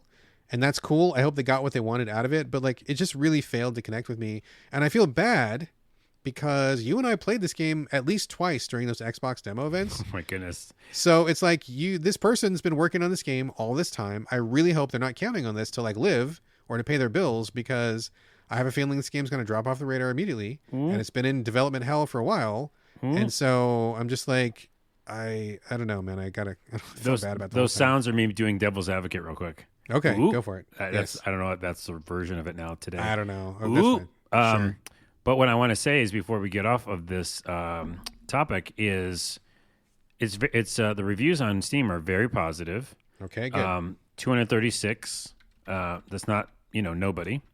Some indie games, by the way, can live on 100 or 1,000 sales. Yeah, right. Yeah, so sure. My buddy, who's an indie game developer, just gets a certain amount, and it works for him to pay his rent. So let's just not say we don't know. It might be doing fine. Because Steam is a whole other place. For them is all. I'm scared for them. Yeah, and you can be. And on console, it's actually another kind of like more difficult place to survive. Yeah. Because if it's, I don't know how much each developer, by the way, gets from Game Pass, which is a topic we also haven't covered. Yeah, I don't know, man. We could, because it's controversial episode. If they made like a cents, like in Spotify's deals, that'd be shitty. But I don't know. We should ask. But yeah, I think that maybe the people who do sail. I have friends who sail actually here in Seattle. Sure. And they're like all about it. So sure. They'd probably know what the fuck they're doing like in 2 seconds. I would imagine so. You'd have to. But that, again, to your point, is a very interesting cross point of people who sail in the real world and play video games, right? Probably a small Venn diagram there. What is that niche? Yeah. Yeah, exactly. But my earlier point was just like, yeah, maybe it's doing fine in indie game sales wise. I hope so. I would just feel really badly if this was like the passion project for somebody and they've clearly been working on it for a while because we played the demo so many times, and then here it is, and it's just like, wow, I feel like I'm a person who tries to give indies the benefit of the doubt. I play a lot of them. I really try to see the best in them sometimes, and I'm really struggling with this one. So Anyway, sail forth. Yeah, Sail forth. But before we leave, one review from Steam. In the 13.6 hours I played, very specific, at the time of this writing, Sail Forth has become my favorite game to just sit and relax with. I enjoy sailing games. There you go. That means they understand sailing games. How many sailing games are there? Well, they said such as Sea of Thieves, Assassin's Creed 4, which I hated, the sailing. I hated the boat part in that. And this game touches on just the right mix of what one would expect from those games to have fun with. Anyway, so the point is that people who like sailing games, another niche, who are like, I don't know, just kind of understand them, might be better. If you're in the middle of that Venn diagram, this is your jam. Yeah, exactly. All right, excellent. All right. Okay. One more game to talk about. This one came out a while ago, and I'm just now getting to it. It's called Despot's Game, Despot, Despot's Game. What? Are you serious? Hold on. I'm sorry. What? I'm controversing everything you say this episode. I apologize. Did you play this one too? No, but this is like an old game, right? Yeah, it's old. Yeah. I just feel like I brought it to the show, We both talked about it before. Okay. So how are you playing it? I don't know what year it came out. It just came out because why did I play this? I don't know. They did something. I don't know. There was a PR push for it, I think, in December, and they were like, "Oh, Brad, we want you to take another look at this because reasons." I'm sorry. I'm sure that the PR person did their job. It is my shitty ass memory that I don't remember why they wanted me to look at it again. But I said, "Yeah, I'll look at it again." Okay. Yeah, we both talked about this a while ago, and this is actually from developer Confa Games. They made another game called Despotism 3K, which we also talked about on the show a million years ago. They've definitely got a vibe going. I mean, the Despot thing in their universe is like an AI robot that rules over people, and people are tiny, 6 pixels high, disposable, fleshy resources, right? So like, there's no agency. You're at the will of this evil AI. That's their whole thing. Despotism 3K was interesting, and in fact, I want to go back to it now. Because that was where you had to sacrifice a certain number of people in a variety of machines in order to hit a certain level. And you were just like, oh, if I put 5 people in the grinder and I put 3 people in the boiler, then it's going to give me this other certain thing. It was like a really weird, very unorthodox kind of thing. And I played it and I remember it being very difficult. I didn't get very far, but I think I'm going to go back to it again. But Despot's Game, same kind of thing. Like you're in a dungeon. It is a roguelike, which is probably another reason why they sent it to me. Despot is still there. The AI guy is still there. And you still have these tiny little 6 pixel high, fleshy pink people. But you're let loose in a dungeon. And in this dungeon, you find randomized weapons. And so you have to equip your little dudes with weapons. And then you go into like whatever room as you're exploring the dungeon. You do room by room. And in each room, there's like either a shop with new weapons. There's food you can buy. And there's enemies. And when you fight the enemies, you don't fight them one by one. You just assemble your guys. You buy as many as you want or you can afford. You hook them up with whatever weapons you have. And then you hit a button and they just go for it, like automatically AI battling out. So the humans have their own fighting script. The enemies have their own fighting script. And you just hope that you have given your guys enough weapons, armor, life, perks, whatever to survive each battle, right? You want to go as far as you can. When we talked about this before, I think both of us were like, okay, it's kind of okay, but like neither one of us really liked it that much. We kind of both bounced off it. But I gave it another go this week. And again, my initial response was, I'm bouncing off it. But I'm like, no. I'm gonna really try. If I'm being perfectly honest, I knew we were doing this recording and I didn't want to start a new game before we did this recording because I wanted to have a fresh slate to start the next batch of games. And I'm like, I'm not going to start anything new. I'm just going to play what I got now. So my brain is not overloaded. So I gave this game maybe more of a shot than I would have ordinarily given it. And I'm glad that I did because it took a while for me to crack the formula of what this game is. But now I understand it. And now that I understand it, I'm like, oh, this is really fun. I really like it. But like, it took me a while to figure out how it was working, how to read the UI. This game has difficulty with controller. There's a button you can hit, like the select button or something, and it changes from D-pad controls to cursor controlled by the stick, and that is the most effective way. Once I was able to use the cursor, I was like, okay, this is working better. And I just started to see that it was a balance of resources, right? It was like, when do I buy a new guy? Because all the people eat food and you have a food limit. So if you have too many people, because you want to try to like swarm your enemy, like a Zerg rush or something, you're going to run out of food because you can't feed them all. And then you're going to weaken and die. But you can't have too few people if you're trying to conserve food, because then you're too weak and then you're going to get rolled by the enemies, right? So it's a balancing act of that.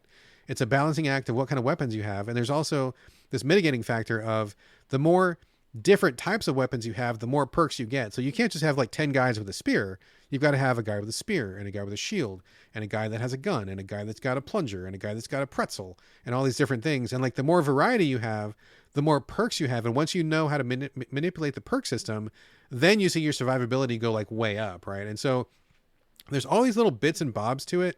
The screen is really kind of strange. The UI is really kind of strange. The whole game is just really strange. But now that I have understood it, I'm like, oh, this is actually really fun and cool, and I like it. So it's a bit of a hump to get over, but I'm glad that I got over it. And I think that anybody who would want to check out a really unorthodox roguelike, give this one a try, because I think the auto combat is actually pretty fun. It's interesting just having to worry about the weapons and the equipment and not having to worry about the actual combat, nothing reflex based. It's all just about how much food do I have, how many people do I have, what weapons do I have, and just that like meta level of management gives a very different flavor to a roguelike. There's not a lot of those. I can't say that I've ever played many of these. So I think that's interesting. But just be warned, it's a little confusing at first. You might have to die a couple times and kind of mess around with the UI, and definitely go into cursor mode, not controller mode. But I think there's actually a lot of fun to be had here. I'm actually kind of liking this one, and I think I may go all the way. I went really far on my last run, and I think I've kind of got the hang of it now, so I'm going to keep on trying, I think. Cool. Yeah, speaking of very positive reviews on Steam, it's 2,000 very positive reviews for this game. And I remember it too. It feels like an RTS at times, right? A little bit, yeah. So it's like an RTS with a roguelike. And I remember being very confusing in the beginning, like very confusing. Yes. And being like, I'm going to stop playing this right now. So be aware that that's definitely the beginning where you're like just trying to get your head wrapped around it. But once you do, yeah, I found some fun. You have to be in the mood for that kind of simulation type game. Exactly, yeah. And if you are, then, I mean, it's good. Yeah, I'm glad that I'm really glad I came back to it, because I was able to find the fun after some struggle. It wasn't easy, but I got there. I'm glad I got there. And I think that this game has a lot to offer. And now it's inspired me to go back and play Despotism 3K again. So I'm going to give that one another shot, and we'll see how it goes. But cool. Really interesting. And if you want to check out a different kind of roguelike, I think this is one to check out. So there you go. Despot's game. There you go. Now, I've got a couple more games to talk about, but we're going to pause on that. We're going to talk about the main event, the game that has been simmering for the last 2 weeks. We were going to talk about this last week, but then we had real life scheduling issues, couldn't make it happen. We're making it happen right here, right now. We're going to be talking about the game that everyone was talking about, I guess, last week, but people are still talking about this week. Yeah. Forspoken. We played the demo. We had a lot of questions about the script and the lines, but I think we both were kind of like interested in the gameplay. So I am extremely curious to see where you are. Did you finish it? How far did you get? And what are your current thoughts, Carlos? So before you get into all the details, you want to give us a quick recap of what Forspoken is?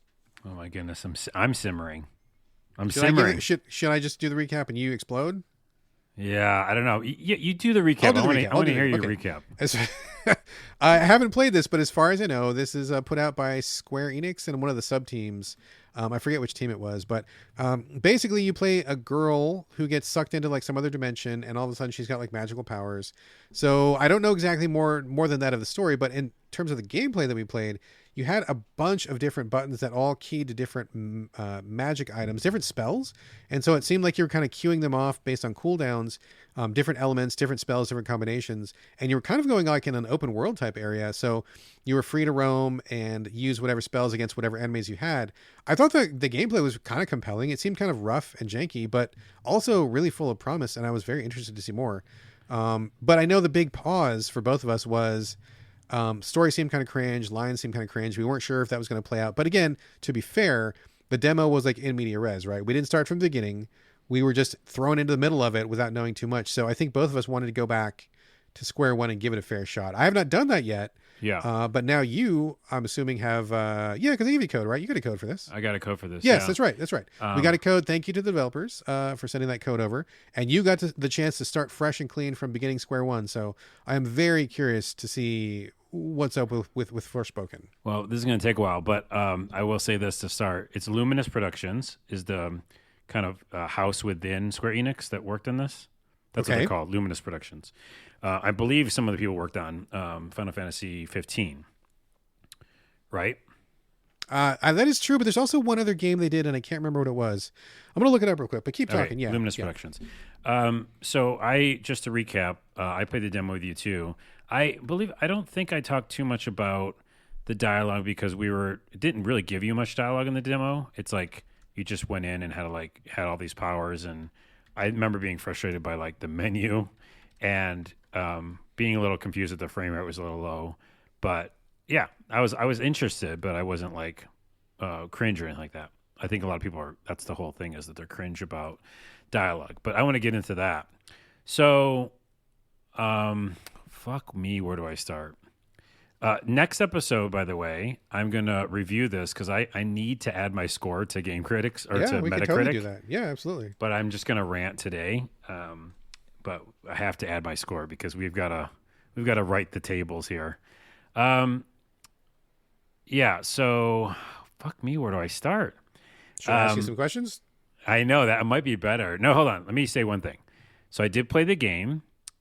I think the very thing I want to start with is that similar to what I started with in this episode of this podcast, of information and, misinformation going out there that people just run with on the internet is so destructive and so frustrating to me because what happened in this game, before I even start talking about it, is that the main character, Frey, says some lines in the beginning that I wouldn't even fully call cringed. I just say that like they overuse fuck in the beginning, although I love the word fuck.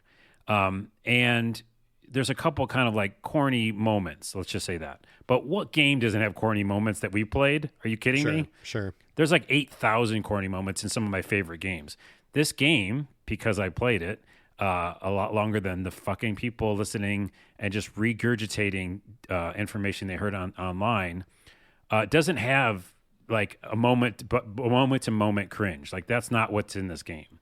But what happened is people found a couple things early on, and I know they're early on because I played the game now. And right. It was like 45 minutes in, there's a scene, and it just gets replicated online. They're like, oh, I can shoot powers now. I can do that now. Yeah, people get posting the same like few GIFs or the few short clips. You're taking, obviously a line out of context because we don't know what came before or what was happening. So, but in general, because I played the game, all those clips were from the beginning of the game, which means they didn't play the fucking game. So it's like in that moment of you regurgitating that same scene, you're telling me you didn't even obviously play the game. Right. Because yeah, for sure. In the very first town that you go to, the very first town, right? Not a 20 hours in kind of thing. You meet a girl, and I will go to a little bit more of the gameplay and I'll have you ask me questions. But this is all to kind of quell this rage that I have. Right. Is that in the very first town you go to, you meet a little girl. Now, in the real world, which is, the whole story is about a woman who's in New York City, and she gets transported to this fantasy world, and then Athia. And in this world, she's got to fight monsters and learn about her past and stuff like that. But in the real world, in New York, she's, had some crime in her past, and she's, done some Grand Theft Auto and stuff. And so when she gets to her first town, after, swearing a bunch that she can't fucking believe that she's there, and holy shit, I have fucking powers. She gets to a town and she meets a little girl who's a pickpocket. And she immediately is like, sees herself in the girl, right? And so she gives her like a hint, like, hey, if you're going to steal someone's wallet, do this, Yeah. But then she feels bad that she gave her advice like that because she's trying to change. Right. So you immediately in the first town see that there's some development. There's something that bad happens with that girl, by the way, the little girl. Oh, no. Okay. Yeah. And you see her fucking cry and like have emotions and immediately you start seeing that she's trying to change who she is and she's feeling bad about who she is. So again, all these reviewers and these people on Twitter, all they had to do is play to get to the first town and they would have had a different take. They could have had a different take. But this world isn't about that. And this is my rant. This world wants hate bait. This world wants hate and divisiveness. You're talking about the real world. The real world. Yeah, okay. And so when you go to the internet, that's what the fucking internet wants, even when it comes to games. Yeah. And so it just made me so distraught. And I knew that was the case. I just had a feeling that was the case, and that's why I wanted to play it. So I will go now into more of the game. Well, I want to support you on this. I think you're actually, I'm glad that you did this. I'm glad you did the research because, you know, you and I both found value in the gameplay. I mean, we both were kind of on the same page. This seems like it's really worth looking into. And I'm glad that you got the chance to go in because, you know, obviously people were posting the same clips. I didn't know anything about the story. And, you know, anything can be cringe if you take it out of context.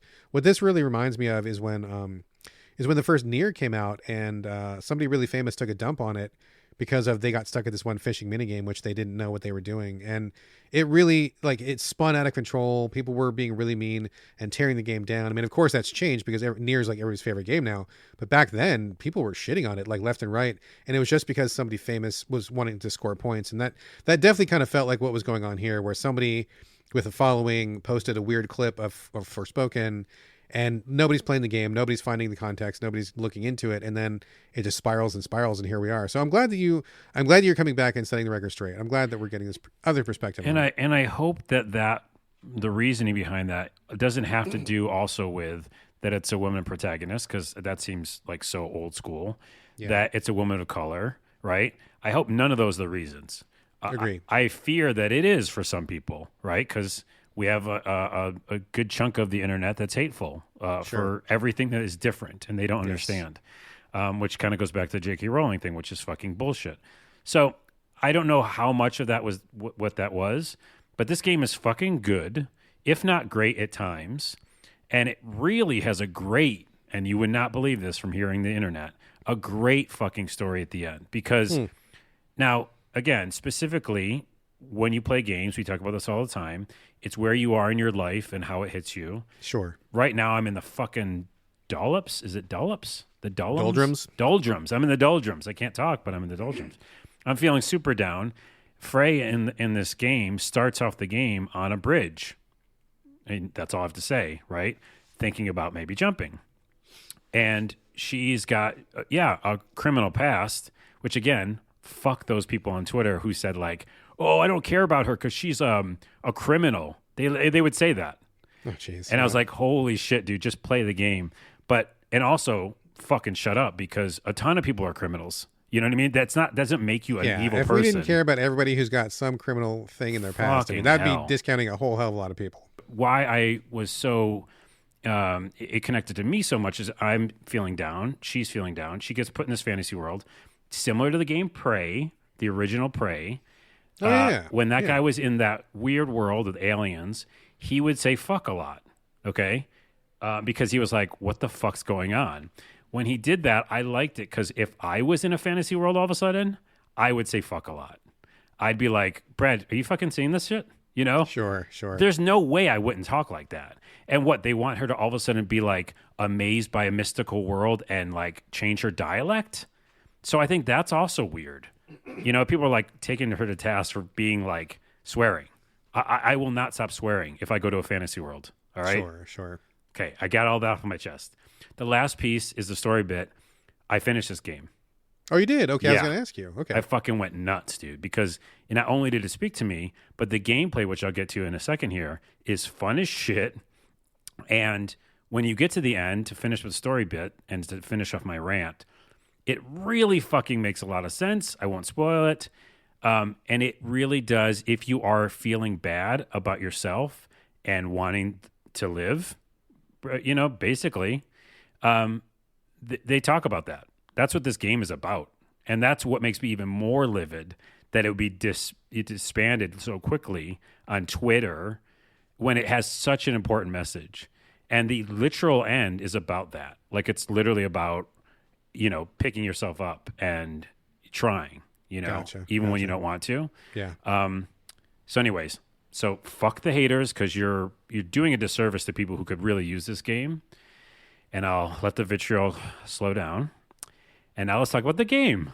Yeah, let's talk about the gameplay, because I mean, I think regardless of the story bits and regardless of what people were saying about it, pre and post release, I mean, I think we both really kind of connected with the gameplay. I mean, I know I definitely wanted to play more of it. I wanted to experiment, and I definitely wanted to go to the beginning. We kind of felt like there was a lot going on, a lot of menus. I wasn't going to mess with the skill tree because it was just a demo.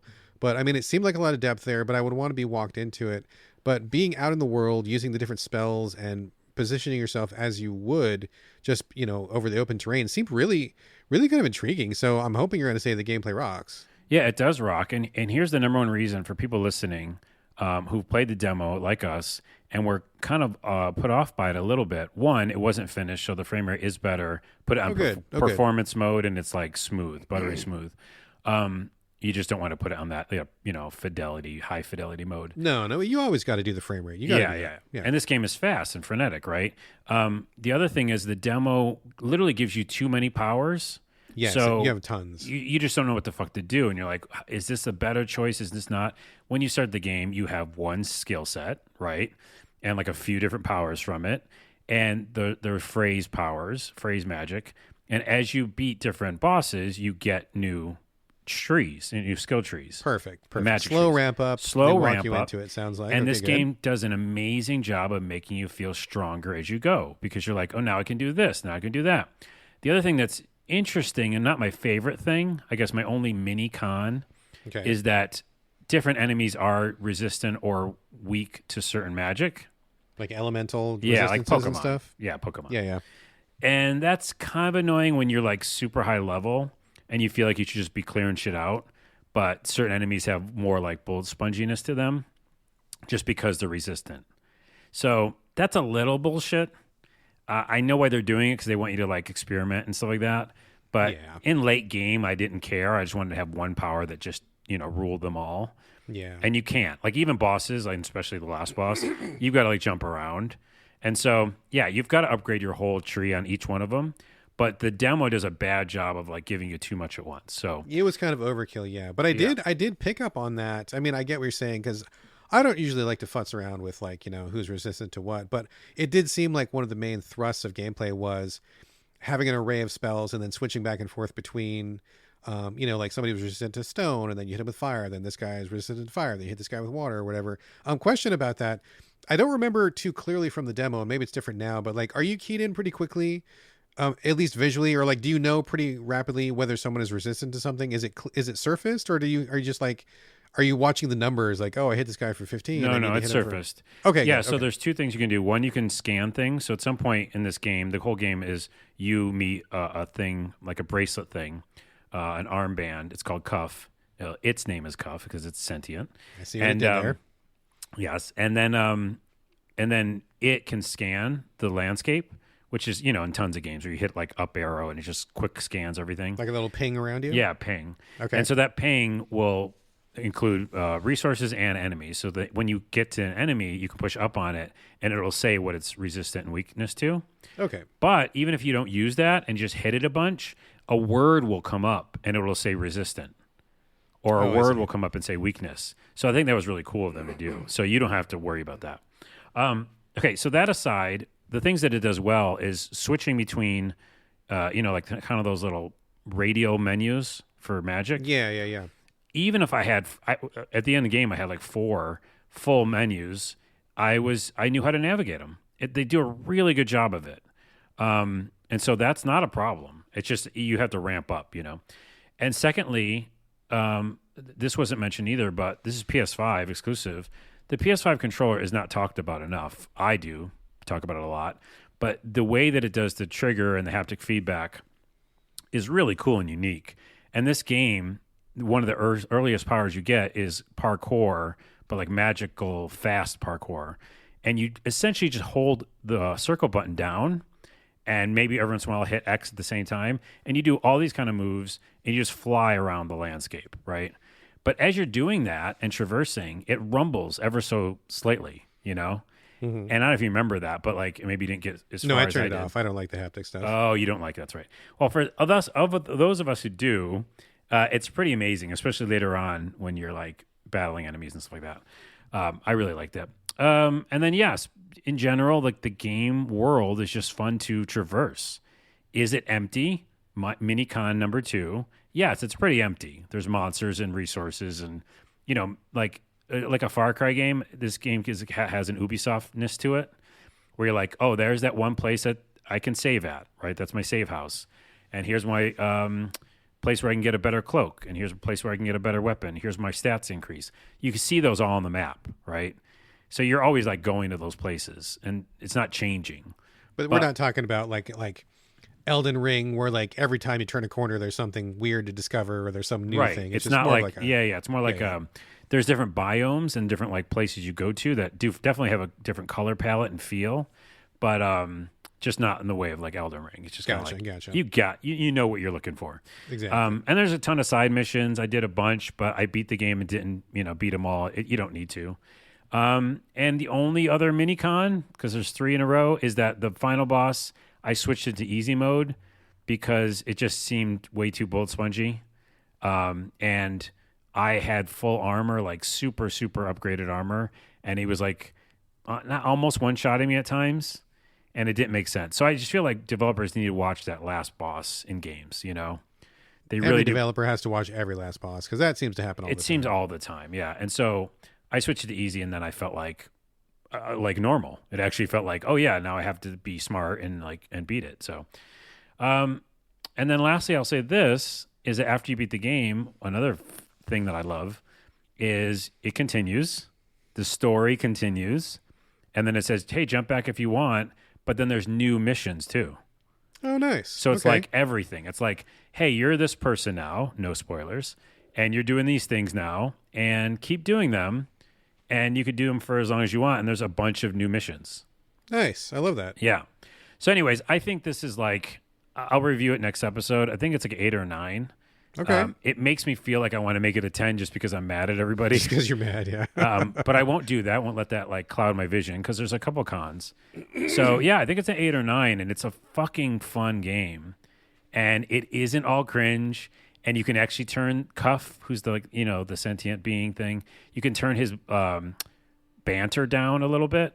I heard that, yeah. Yeah, so I did that. I put it on minimal, and I wish I could do a spoiler, but there's something about Cuff. Well, I will say this. One more defending thing. Okay. I see a lot of stuff online saying like Cuff is so mean, it doesn't fit. It's so weird that he's mean all the time because he's very condescending to the girl. And I was like, well, that is bad, right? Like, why would you do that? There's a story reason. There's a really big story reason. Okay. So that just squashes that too, because that was all over the internet. They're like, why is he so mean to her? And she's swearing. It's a dumb combination. Yeah, exactly. But it totally makes sense in the scope of a full game. It's like, okay. Oh, I didn't finish reading that one book, but it's dumb. Right? Yeah. Did you finish the movie? No, I didn't finish watching. I watched the first 30 minutes, but it's fucking dumb. That's my rant this episode. Yeah, people running away and not having the full story, and honestly not even really giving it a chance. So not even a chance. And again, for people who are like me and just kind of this, down setting and you're feeling depressed, this game's important. It makes you feel stronger as you play it. Like literally, right? It's an RPG. You get more and more powers. The character grows and actually does fucking cry and have feelings and is mad and upset at herself. And then at the end, there's a redemption arc. So I don't know. I can't speak highly enough of it. I think it's really fucking good. Good. I'm definitely gonna play this one. I don't know when, but I want more of that open world gameplay. I was really intrigued by the different magical menus and kind of like on the fly gameplay. And now that you're saying there's story reasons and an arc and development and stuff, I mean that's great. I understand what it is like for a game to get a rough go of it from the start and when people are kind of gunning for it without any real good reason. And it seemed pretty clear that people had already had their knives out for this one, well before release. So I'll give it a fair shake for sure. I'm glad that you have given it a fair shake, and we will look forward to your full scored, eventually hitting Metacritic review next week. And before we leave the topic, because it's already the most controversial episode ever, I'll just get this last piece out.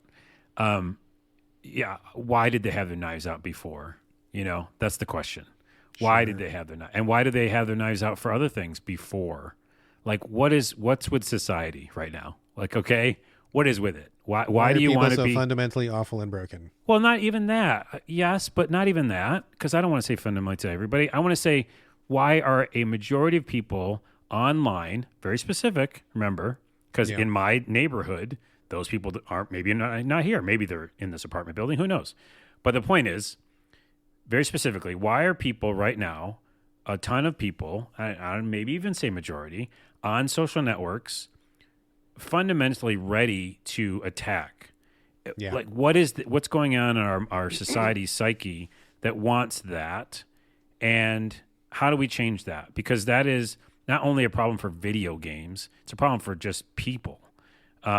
And I'm fucking sick of it. Like, it's the reason why I don't even use Twitter much. I jump on every once in a while, look at what you're posting, but I definitely stopped using it. And a lot of other social networks, it's like this kind of thing of, and I'm preaching to the choir, I know you know this, but I also think that us adding to it is also a problem. Like us adding the debates. This is the controversial episode. Like, I don't know if it's a negative that we keep debating with the people who are just wanting to watch the world burn, because that's the Pepe the Frog thing, you know, and the 4chan-ness of this world. Like, they want to get a rise out of good people, and why the fuck are we going to rise for them? Oh, well, I mean, we're together on that one then. I don't. Like, I don't know, we haven't really talked about this recently, but that's over. I'm done debating with anybody. I don't debate anybody. I block and I move on, because those people don't want to have a debate. They don't want to talk about things. You'll never ever win them over. They just want to stir the shit and get reactions out of people, and I'm done with that. So, I mean, if somebody comes to me with like a legit question and really seems like, "Oh, I'd like to know about this and let's discuss." Yeah, sure, no problem. I'm happy to talk about that. But when you get these like shitheads dropping into your mentions, like already on fire, already just like ready for, loaded for bear and all this stuff, like zero debate. I just block and I move on, because they're not worth the time, and I don't recommend anybody else waste your lifespan on those fuckers either. Yeah, I know. I feel like the stuff that we put out there, it just feels like it's hard for anybody to have serious debate. And by the way, just really quickly to piggyback or go back to what we said in the beginning with conservatives, I know your thoughts on them, and I don't really have thoughts on terms anymore. I've like given up on terms even. I know that people think that they're valuable. I don't, but that's just my thoughts. And what I'm saying is, there's this great documentary. I'm going to forget the name of it, but those two guys debate on the talk show. One's a Republican, one's a Democrat, or one's a conservative, one's more liberal. What's the name of that documentary? I don't know. Anyways, it's two people, and this is, I don't know, the 50s, I guess, maybe 50s, 60s. And they have great debates, and they're like totally opposite opinions. But like, they're not throwing knives. They're not calling each other's like personal lives out. You know what I mean? None of that. They're like having incredibly strong debates against each other. And then when you watch the show, I remember when I watched this documentary, you're like, well, that's a good point. Like, that guy, I don't agree with most of the stuff he says, but that's a good point. Yeah. I mean, so, I wish that would be true, but we're just not in that space anymore. Like, as a culture, as a society, in terms of media, we are not in that space anymore. I do not believe it is possible to have debates. And I think the large part of that is because the people we're having debates with no longer have an interest in debate. They no longer have an interest in this country. They no longer have an interest in democracy or in cooperation. We have an enemy at home, and it's the conservative party. Like, they just don't care about America. And there's no debating with an enemy. Like, you cannot win them over. You can't convince them. It's all misinformation and propaganda and hate all the time. And there's no middle ground on that. So we are in a different time and place. And I would love to be able to go back and have honest discussions with people. Maybe we disagree, but we both at heart love America, love people, love diversity. But we are not in that space anymore. I'm not going to pretend like we are. And I wish that hopefully we can get back to that. But we've got a lot of work to do before that's ever going to be possible. Let me say one more thing on that. One, the documentary is called Buckley versus Vidal. Okay. Best of Enemies. That's the name of it. Best of Enemies. All right. I highly recommend that for everybody. Where did you watch it? I forgot. I saw it so many long time ago. It was 2015 it came out. Okay. But just like a Best of Enemies streaming. It's somewhere. Okay. And the other thing is, there's tons of people in this country who aren't the conservative party, who want to be conservative, and they're getting confused. So that's the other problem, right? Like, they're not inherently against or like in the same positioning as the conservative party or the political leaders, right? Sure. They're like, hey, either their whole family that did that the whole life and they're just part of that, or they just have, again, like Best of Enemies, they have conservative politics, which you can have. Like you can have conservative policies or ideas or things about how much we spend and, government spending, all that stuff. Like those things are okay to have. And that's what I'm saying is it's important that it's not like a demonizing of the whole concept, because I might have a idea of being conservative on something, right? But that doesn't make me like part of their party and the things that they're the fucking evil things that, some of them are doing. Yeah. Because I agree on that. I mean, I hear what you're saying. And like, if we're talking about like tax policy, like one of us wants a 0.2% tax and one of us wants an 8% tax. And one of those is deemed quote unquote, like fiscally conservative and one is not. Right. I mean, that's something different. I mean, unfortunately, the label of conservative, the label of Republican has been co-opted by people who are effectively fascist Nazis. And it's just a fact. So you may have feelings and thoughts about how the country is run, about policy things. And if you want to do that, great, but you can't use that word anymore. You got to find a new word because that's corrupted now. It's burned. So anybody using those words now is basically saying, I'm a fucking Nazi, I'm a fascist, and that's who I am. Cool. Thank you for letting me know who you are. But for those people out there who like maybe want less government spending in a realistic way, not a fucking stupid Republican way, or people who, we can have policy discussions. That's fine. I mean, but currently the way that we're structured, Nazi or not Nazi, those are our choices right now. I choose not Nazi. Well, I do and too. We need to carve out a new space for other people. And so to your point, kind of, and also kind of to another point, and then we will finally finish this, is that I don't like labels. And that's why I said in the beginning, I don't like labels. I think the words divide us, right? Like you're Brad and I'm Carlos. Like I don't call you a conservative, liberal, or whatever you want to be. I don't care. I mean, you could tell me what you are. I won't listen to it. Like, I'm sorry. I don't think I've ever brought this up, but I don't subscribe to those things because of this main reason. It hurts people, like black and white. Oh, and they divided us before, those are the Native Americans that we don't fuck with them, Yeah, they were here first, but we're going to take all this shit, laughing out of pain. Anyways, I just think that words and labels are fucking terrible. We're human beings on a planet. And we should try to fucking get along and be nice, but whatever. I agree with you. The only thing I'll add to that is when a Nazi comes up and says, I'm a fucking Nazi, and he uses the label on themselves and he lets you know, then they've self-labeled and I'm fine to run with that. So other than that, I mean, I agree with you. That's fine. I mean, you could say like, you could walk up to someone and be like, I'm a murderer, and you're giving yourself a label. And I'm like, maybe I shouldn't hang out with a murderer then. Okay, got it. But again, it's what that label is and how they're using it. And I don't know. There's very specific labels that are like, really fucking evil. Yeah. I don't want to be around those people if they're saying that kind of stuff. But anyway, I had to add it to the most controversial episode ever because we probably won't ever talk about it again. That's not true. Yes. We totally will. We probably will. Okay. So next week, final review scored for Forspoken. That's going to go up on Metacritic. Next week, you're going to do whatever post-game quests, wrap it up, formulate your thoughts, and we will put a bow on it, right? Yep. All right, excellent. Couple more games here, then we'll bounce. We're going to get back to Wonderland Nights, White Rabbit's Diary. It's weird to me that you called this one out. What drew this to you? Like, why did you pay attention to this? Very interesting. Perfect segue back. Alice in Wonderland is a huge topic for Forspoken. Oh, okay. In Forspoken, she literally finds the book multiple times. I didn't talk about this because it's a minor spoiler, but there's some really interesting side stories that happen in that game that aren't in the fantasy world. Anyways, she finds that book, and people call that game, I always forget what it's called, but like there's a term that I think Japanese anime uses that is about Alice in Wonderland type format. It's isekai, isn't it? Like isekai, when that's like, right. Yeah. goes somewhere in a new else. world and they're figuring things out. And yeah, stuff, right? yeah. So that's why there's the pairing. And so then when I was in that mode, I went to the store real quick because I've just been playing Forspoken, and I saw that, and I was like, Alice in Wonderland, and also the art style looked really cool. And it's a visual novel, right? So yeah, kind of. Yeah. So Wonderland Nights, White Rabbit's Diary, is it's. I don't even know how to even describe it. It's not exactly a visual novel. First of all, what is it? So you play as the White Rabbit, and you're in Wonderland. I haven't seen Alice. You're just dealing with like the different kings and queens, the Queen of Hearts and the King of Hearts, and all the different suits, the clubs, the spades, diamonds, etc.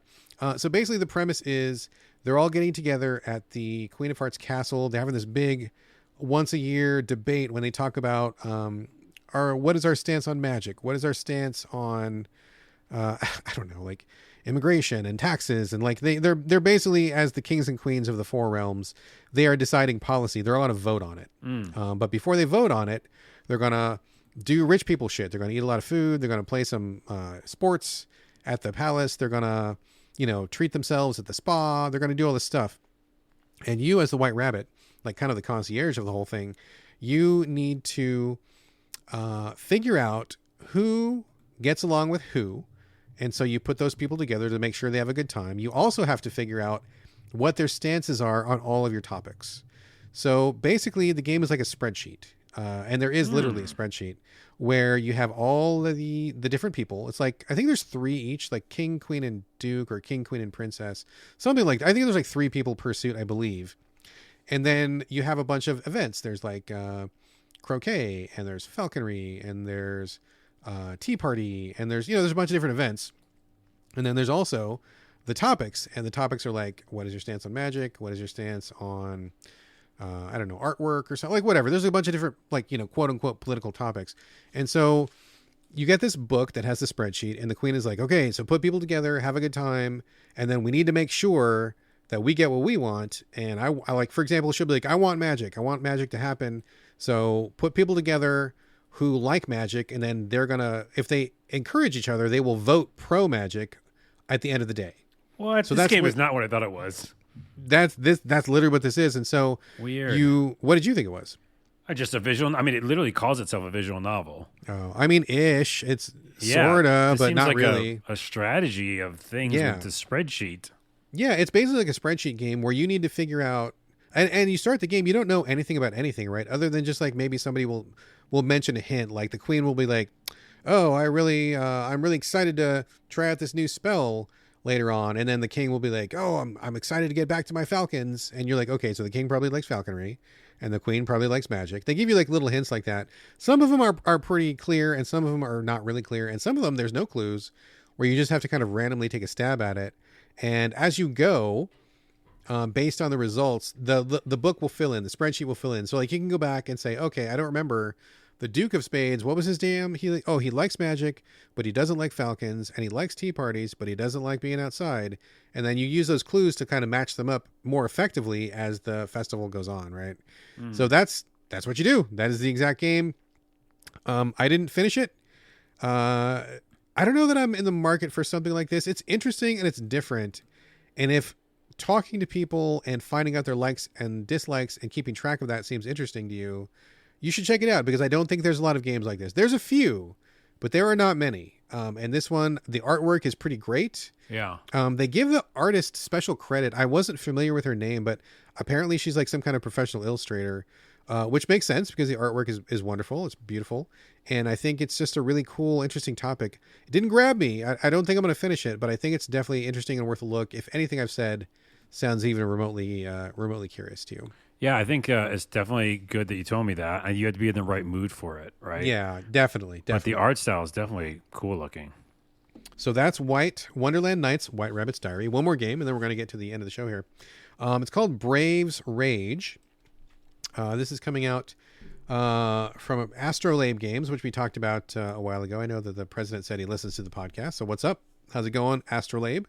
Thank you for sending me this code. This is a very unusual turn-based strategy, kind of a deck builder, kind of a roguelike, also kind of none of those things a little bit. It's interesting. How do I even describe this? You start the game as a character. You just pick, I think you're like a rogue or something like that. And you go out into this grid, and every square on the grid is an encounter. It could be a battle, it could be treasure, it could be healing, it could be a story event that could be positive or negative. So kind of like your basic roguelike stuff. And there's also a real-time element, which I found to be very interesting. So what you're going to do this stuff, you get into a battle, and then you're on one side, enemies on the other, 2D plane, and you have to Man, I'm struggling so hard to even explain this. It's so Well, strange. it's called ATB, which means like active time battle, right? Yeah, it's kind of an active time battle, similar to that. Yeah, it is. Where you have your powers on the bottom of the screen, and every 6 seconds or something, you get a new power, and you can key off a power every 6 seconds. So it's like the deck that you have. They'll deal you a new card. You can also see when the enemies are going, and you know when their attacks are going to happen. So you want to play a card that's going to, attack or defend or something, but you also have to be mindful of when you play it, because number one, you might not be ready because you're still waiting for your cooldown to happen, but also you have to pay attention to what is the enemy doing, where are they on the screen, because let's say, for example, you're going to fire an arrow. You fire an arrow, but you weren't watching the enemy. He keys off a power right when you key off a power, and his power makes him move forward, and then you fire your arrow, and the arrow hits the blank space where he used to be. So you have to be mindful of, is he going to move soon? If he is going to move soon, what is he going to do? Where is he going to move? Some powers that you have are very location specific. Like I said, the arrow goes in the back. You also have like a little trap that goes right in the front. So like you can lay your trap down, and if you trigger it, nobody's there. You have to wait until the enemy cues off one of their powers. And when they come in to use their power, then you trigger your power, because they have now changed their place on the battlefield. And it's kind of turn-based, but not really. I think active time battle is great. And thank you for saying that. Where you really have to pay attention to what cards do I have available? Which cards are they? What is the enemy doing? And then when do I need to key these powers off? And then you add on to that, you'll eventually get a second person. Maybe you get a third person. I've only ever had two. But you have to switch back and forth between them, because then you have two active time meters going, and each person has different kinds of abilities. Anybody can use any card, but if you use the right card with the right person, it builds them up towards a special meter, and that special meter is like a super attack. So you really want to get the super attacks as often as possible, so you're like doing as much damage as possible. So you're flipping back and forth between at least two characters, and what ability, and then also on top of that, the enemy, and then where are they at in their meter. And there's a lot of stuff going on at the same time. A lot of stuff happening. Keeps you pretty busy. I will say that the tutorial is not super well explained. Part of it is like also the fact that this game looks like other games, but it doesn't function like other games. For example, you can get shield cards, and you think, or I did anyway, that it was going to be similar to other games in the roguelike genre, where you put on a shield, it gives you shield points, and those points are there until somebody hits you. That is actually not how it works. And that took me a long time to figure that out. Number one, because there's a lot of stuff happening on screen, but number two, I just assumed that that's how it worked, because that's how it works. Everybody else does not work here. Like, you have a shield, it'll give you like +6 points defense, but only for a couple seconds. So like, you also have to be very careful of when you use your shield. You can't just build up shield and shield and shield and shield. It's like, you can put up a shield, a guy will hit you, and then that's fine. But if you put it up too soon, it'll fade before he gets to you, and then you've wasted it, right? So there's all these other elements to keep track of. And nothing works quite like you think it will work, even though it looks like it should. It doesn't. And I'm not saying that as a criticism. I'm just saying, pay attention and do your best to see what's actually happening and not what you think is happening, because that caught me more than a few times. Tutorial is not great. I feel like it could be better. I have to say, I think this game is really interesting, and I feel like it's really close to being a really cool game, but I feel like there's some things that are just not quite there yet. I will say, on a basic technical level, I played this game both on the Switch and on the PS5. Text was too small, UI was too small on the Switch. I went back to the developer. I'm like, hey man, I'm not going to play this because it's too hard on my eyes. They sent me a PS5 code. Thank you very much for that. Definitely better on PS5, but like UI, text, all that stuff needs a bit of work. Could be better. I also will say, this game has a real fondness for very nuanced effects that I think are better suited towards a fully turn-based game. So for example, you'll get an ability that says, oh, this game is a trap, and this is going to trigger off +2 points for every stack of status that you have on a person, which is incurred on so-and-so and so-and-so. And it's like, okay, if this was like Slay the Spire, when like nothing happened until I pushed a button, I could read the status effects. I could figure out what the stack would be. I could figure out what the best play was. But when this thing is popping off in real time, and like the meters are going, and you've got a couple different things, I don't remember what status, who has what status, and what ability does what status. It's like, it's too many things to juggle at the same time. And I feel like a lot of the abilities, I started getting rid of any ability that wasn't just straight damage, because when I was just doing straight damage, I know how the arrows work. I know how the sword works. I know how the shield works. And I was getting into the flow of like, okay, timer, cooldown, timer, cooldown, ability. Okay, you guys got to come in. I got the right thing, back and forth. I got to a point where I was kind of humming and it was going pretty well, but only when I was doing the most basic abilities. And I think that these guys have bitten off more than they can chew.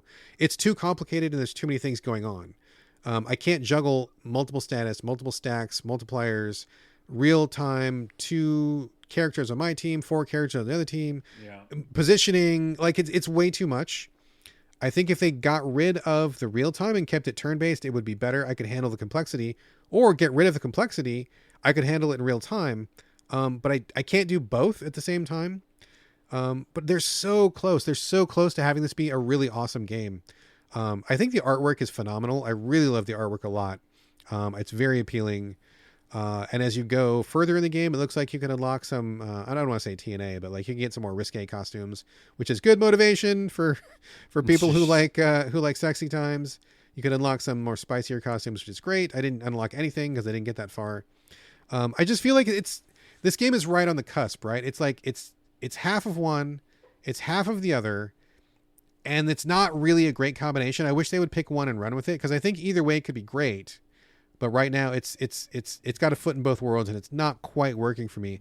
But I find it really interesting, and I really would encourage these developers to pick one and run with it and then just kind of streamline down. I think they'd have something really cool in their hands. Well, back to what we said earlier, it also be just for a certain niche that's neither of us. I don't want to play that either, by the way, or I don't want to play that in general. Because active time battles in general, I don't know, anything that's, I've got to be thinking about all the different stuff that's going on freaks me out and gets me anxious nowadays. That's just me, you know what I mean? And there's a niche for this, I guess, right? Because I don't think they're going to change the type of game it is. I mean, I'm guessing. Maybe not. I mean, maybe not at this point, but I feel like there's lessons to be learned here. And I certainly don't mean to be arrogant or anything. I'm not trying to be like, well, I know best and you guys should do what I say. Like, I'm not trying to be arrogant, but like, having been a person in games for 40 fucking years and who plays every strategy game and every roguelike and every turn-based game, you know, there are certain things that work and certain things that don't work. And I definitely applaud the fact that they're trying something new for sure. And I feel like they're very close. Just like a little bit of tweaking either way, I think would be super more playable, and then it would be a success, I think. So okay. Anyway, just my 2 cents, my feedback. So there we go. That is Braves Rage Active Time Battle. Is that right? ATB, yeah. ATB, yeah. Okay, there we go. Okay, so that is our final game for the show. I know we're getting a little long in the tooth here, but a couple things before we go. Carlos, anything before we go? I got a couple things. Well, I have one more controversial thing. Okay, what is it? Why not? Because we put them all in one episode. Last of Us is out on HBO. The TV show, yes. TV show. Tonight, at the time of this recording, I guess the new episode's up. I haven't watched Episode 4? Yeah. Episode 3 was all the rage on Twitter. Again. I heard that. Social going crazy, negatively and positively, but a fucking ton that was negative. And I will say, you would think that I would just be on the side of positivity, which I generally am. Mm-hmm. In this down state that I'm at, who knows? But I'm actually going to side with, well, not side with anybody. I'm just going to say my piece. Carlos is going to say Carlos's piece. Carlos is going to say Carlos's piece. Episode 3 was basically fleshing out a backstory for a character in the game that they didn't really talk too much about. It was just a character who had a partner, and as a gay character who had a partner, and you know their life together was kind of alluded to in the game. Yes. And so this episode 3 was literally the whole episode was their life. Yes. And I mean like their whole life. Yes. Like, you know, from until they died kind of thing. So while it was touching as shit, and I love Nick Offerman, holy crap, and people should go watch that show called Devs, which is on Hulu, and it's fucking incredible about a quantum computer called Devs. He's in Nick Offerman. So I love him. I loved his performance in this, and the other actor, I forgot his name, but he's in White Lotus, right, and a bunch of other stuff. Also an amazing actor. Touching, powerful, amazing. There's a but coming. I sense it. And you wouldn't think that probably, because I should just be like, oh, yeah, it's emotional and great. I think they did a misstep. And another reason why probably the vitriol and all that kind of knives came out again. Not like it's justified at all, because we just talked about how that's stupid. But for me, it was a misstep, and maybe why other people kind of freaked out is because it was such a big departure for episode 3. And 1 and 2 were so good at being faithful to the game that made us all in. I mean, everybody who was watching that was all in, right? Right. 100%. Give me more of this. Even doing frame by frame shots, or what is it called? Sure. Yeah. Yeah, Shot the by recreations. shot, I've seen people do the comparison. Here's the game, and here's the game. TV show looks exactly the same. Yeah. So you're just like ready for that. And season 2 or the end of season 1 or the end of season 1 or season 2 maybe. Episode 2, you mean? Yeah, whatever. Next season or whatever, drop that episode. Like The Walking Dead would do stuff like that where you're like, okay, here's a side story. Or like Lost, Yes. you know? Yes. I think it's just too soon to do it episode 3 because for me personally, I was like, I am not in the mood for that right now. Like, I'm not saying I wasn't judging the characters because it's a beautiful story. It's a love story, you know, and it's done fucking great. But I didn't want that. I wanted more zombies and the story of Last of Us going through the game part. And I just wasn't in that emotional mode for that. Sure. And sure. I'm sad. So I'm like, this is just more sad. And so I think that is what maybe some people online were, you know, kind of caught them off guard. Maybe they weren't able to explain that, but that's how my explanation is. I was like, oh, I don't want this down episode, the whole thing, because that's all it is. It's just, I mean, I shouldn't say that. It's beautiful and lovely, and their partnership in the beginning, how they find each other and their connection. It's all special. All right. Right. I recognize that. But it's a tough story and it's a tough life and it's a sad ending, you know, spoiler. So it's like, yeah, that's my thing. I was kind of taken aback. I was like, I know everyone loves this episode, but for me, I just think episode 3, I don't think it should be there. Well, counterpoint. Yes, I haven't please. seen the episode, have not seen the episode, but it was impossible to not get caught up in the chatter. I mean, I'm trying my best to avoid spoilers, even though I've played the game and finished the game, and I'm actually watching my wife play through the game right now, and she is literally in the section that you're talking about that was shown in episode 3. She just started that this morning. I'm like, oh, here's that section. I will just say a couple things, having not seen the show, but one thing that I will say is, number one, there was a lot of people who were pushing back against that because these characters are gay. It's not a secret, but I think a lot of people who played The Last of Us just didn't pick up on that because it wasn't like a plot point. It was just the dude was gay, and if you searched his house, you could find mementos. Yeah, you could find little hints if you took the time. But it was, you know, if you weren't looking for it, or if you weren't paying attention, or if you were drinking a beer and having pizza and chatting with your bros while you're popping zombies, then you probably didn't notice that, right? You're putting a little bit of a version of a person there, but yeah, I get what you're saying. I mean, I'm just saying I could understand how somebody might miss that, Yeah. but when I played that, I picked up on it. And I'm like, oh, that's so cool that this guy is clearly gay, and yet it is not a problem for anybody. It is not a plot point. It is just a state of being for this person. He is gay. That is all. It doesn't matter. Because it doesn't matter who you like to have sex with or what kind of your orientation is in the middle of a fucking zombie apocalypse. You're just a person. You're all people trying to survive. Right. So I liked in the game, they didn't beat anybody over the head with it. I thought that was very cool because having gay people, trans people, whatever in games and just have them be their own person, I'd love more of that. Just people are fucking people, man. Like it's not an issue. You know what I'm saying? Can I counterpoint to that counterpoint? Yeah, let me finish my sentence. Okay.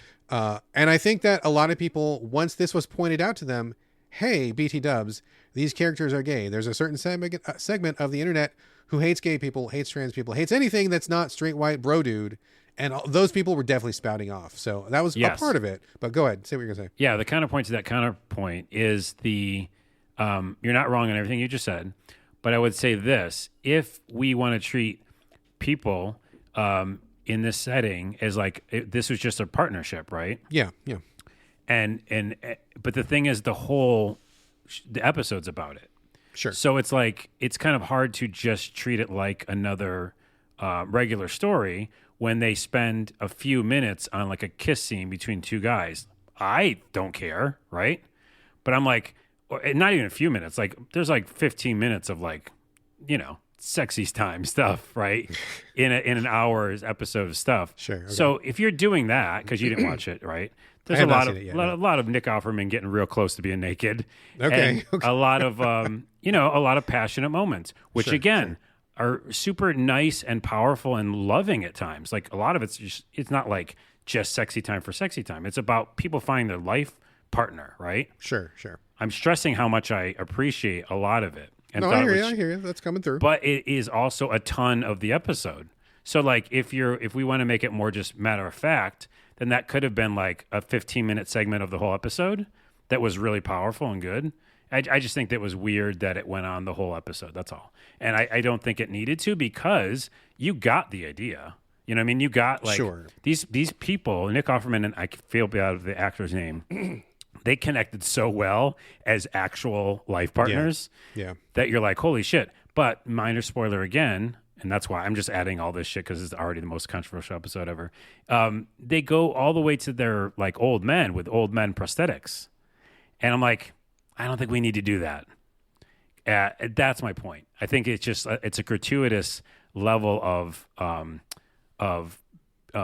life story, gratuitous level of life story in an episode in a series that it's obviously focusing on, the Last of Us. It's funny you say that, because I have the exact same point to be made about a different thing. So we'll get to that. Put a pin in that for a minute. Okay.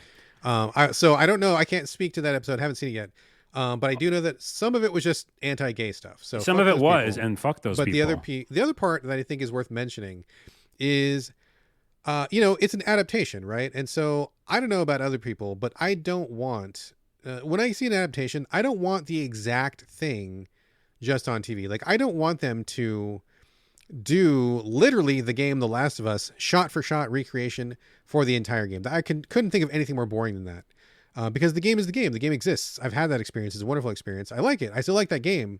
First one, not the second one. But I think this is an opportunity to expand, to adapt, to explore, to go into things, rather than saving the DLC content. They could like work that into the story. They could enrich Ellie's personality way earlier. They could talk more about Joel and about why he makes the choices that he makes and stuff. I mean, an adaptation is a place where you can really explore the material in a different way because it's a different medium. So again, haven't seen the episode, but I'm fine with them doing something different.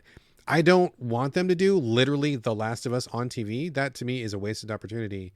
And I get that they were doing nods, and I definitely saw the shot by shot. Look, the bridge in the background is exactly the same, and Joel's hand and the thing is okay. I played the game. I don't need to do that on TV. So I'm fine with them branching out. But again, haven't seen this episode. Don't know if it's gratuitous or not. But I'm okay with them branching away. And people who get mad because this isn't exactly hour 6 of The Last of Us, the video game. I mean, I don't have any sympathy for that. Yeah, and I agree with you because I've already watched adaptations where I liked how they took a different stance on it. And by the way, you're automatically going to have a different stance because it's different actors, right? And it's a different thing. Like what's the actress's name? We forgot it twice. Don't forget it again. Ellie's actress? Ellie. I can't remember. Okay, she's a great fucking actress. amazing. Yes. And I would never want anyone else besides her now. Like after she does it, like her mannerisms and stuff like that. So yes, I'm with you on that. Just watch that episode, you'll see. And by the way, all that said, still watch the whole fucking thing. Still all the way in for Last of Us. I'm excited to watch the one tonight. So yeah, but I just thought to give that 2 points. I think that might be a part of the reason why people freaked. Well, we will get to it. I will get to it. My wife is playing it literally right now, and when she's done, we're going to start watching the show. She just wanted to have the chance to play the pure experience of not having whatever happened on the TV in her head when she was playing the game, which I think is fair. So she's to episode 3 equivalents in the game right now, which is pretty early. So I don't know, by next week or maybe 2 weeks we'll have watched it by then. But okay. Speaking of stuff that is gratuitous, I started watching Wakanda Forever last night on Disney Plus. Yes. We didn't get to see the whole thing because we started it too late and I got tired, and I'm an old man now and I can't get through 3 hours of movie if you start at 11 o'clock at night. My bad. That's just how my life is 11, these days. That's a tough start. Yeah, that's a tough Yeah, start. so we started it too late, and it's almost 3 hours long, at least 2.5, 3 hours long. So we only got through half. So I say that just to be clear, because that is not a statement of I didn't want to watch this movie or anything. I got tired, bro. I just couldn't make it through. I thought it was fine. The reason I bring up the gratuitousness of it is because I don't think it's a spoiler to say that Namor the Submariner is in this. Like, he's in the trailers and stuff. Yeah. So I think everybody knows the Atlanteans. I mean, it was in the hype, so it's not a spoiler. But they go into his backstory, and boy, I can't think of the last time I was less interested in something. I'm like, they go into this whole, this long story about these people, and they do this thing, and they become Atlanteans. They go underground, and they do this thing, and there's revenge, and blah, blah, blah. And I'm like, bro, all you had to do was say, yo, I'm from Atlantis, and we've been living down there for a while, and now I'm here. That's all I fucking needed. Yeah. That's all I needed. I was like, oh, it was kind of cringe too, because it just felt really silly and goofy, and maybe it made sense in a comic book in the 40s or 50s. It just didn't play the same, and I'm like, this is goofy. They should have cut it. This doesn't work for me. So that backstory, that whole thing could have been cut, and I don't think the film would have been hurt for it at all. And I'm curious to see what the back half is. We're going to finish it today, but that was like, I did not need 15 minutes of backstory on the Atlanteans. I'm okay thinking they just down there. Atlantis people are just down there. That's good enough for me. Also, side note, Submariner Namor, he has wings on his feet. You know this, right? Have you seen the Submariner before? I guess, yes, probably. Yeah, he's like from the 40s or 50s. He looked like, I don't know, like Aquaman sort of, but he had wings on his feet that let him fly. Like tiny wings, bro. Like smaller than the palm I guess of I don't your remember hand. his feet, but yes, I've seen He had him. wings on his ankles. And that was goofy even back then in a comic book in the 40s and 50s. It looks really goofy in real life. I don't think that works. It's silly. And I wish they had made a different choice. They could have given him magical bracelets that had a wing design on them. They could have been bracelets shaped like a wing. It could have been boots that had wings on them or something. Anything. But they literally put his actual flesh and blood wings on his ankles, and it looks fucking stupid. It doesn't work. It doesn't make sense in a movie. I wish they had changed it. What's that guy from The Boys that was like a fish person? They didn't make him look goofy. What? Which guy? The guy from The Boys. He had like gills or something. Oh, the Deep? Yeah, the Deep. Yeah. But like he was like a normal looking dude, and then he had like, Yes. if you look underneath, you could see the. He got gills and Gills, stuff. Yeah. yeah. I mean, that was fine. I mean, they could have given him gills. That's fine. The Atlantean people are blue. That's fine. They've got weird headdresses. That looks cool. But just the wings on his feet, and for us to believe that he flies with those tiny little jeez. birdie wings, it's dumb. It's so dumb. And I get that's what the character's like, but we can change it. It's an adaptation. We're going to change it up. You know, not everybody's exact same. So anyway. Okay, All so right. that was my gripe. But I'm going to see the rest of the movie.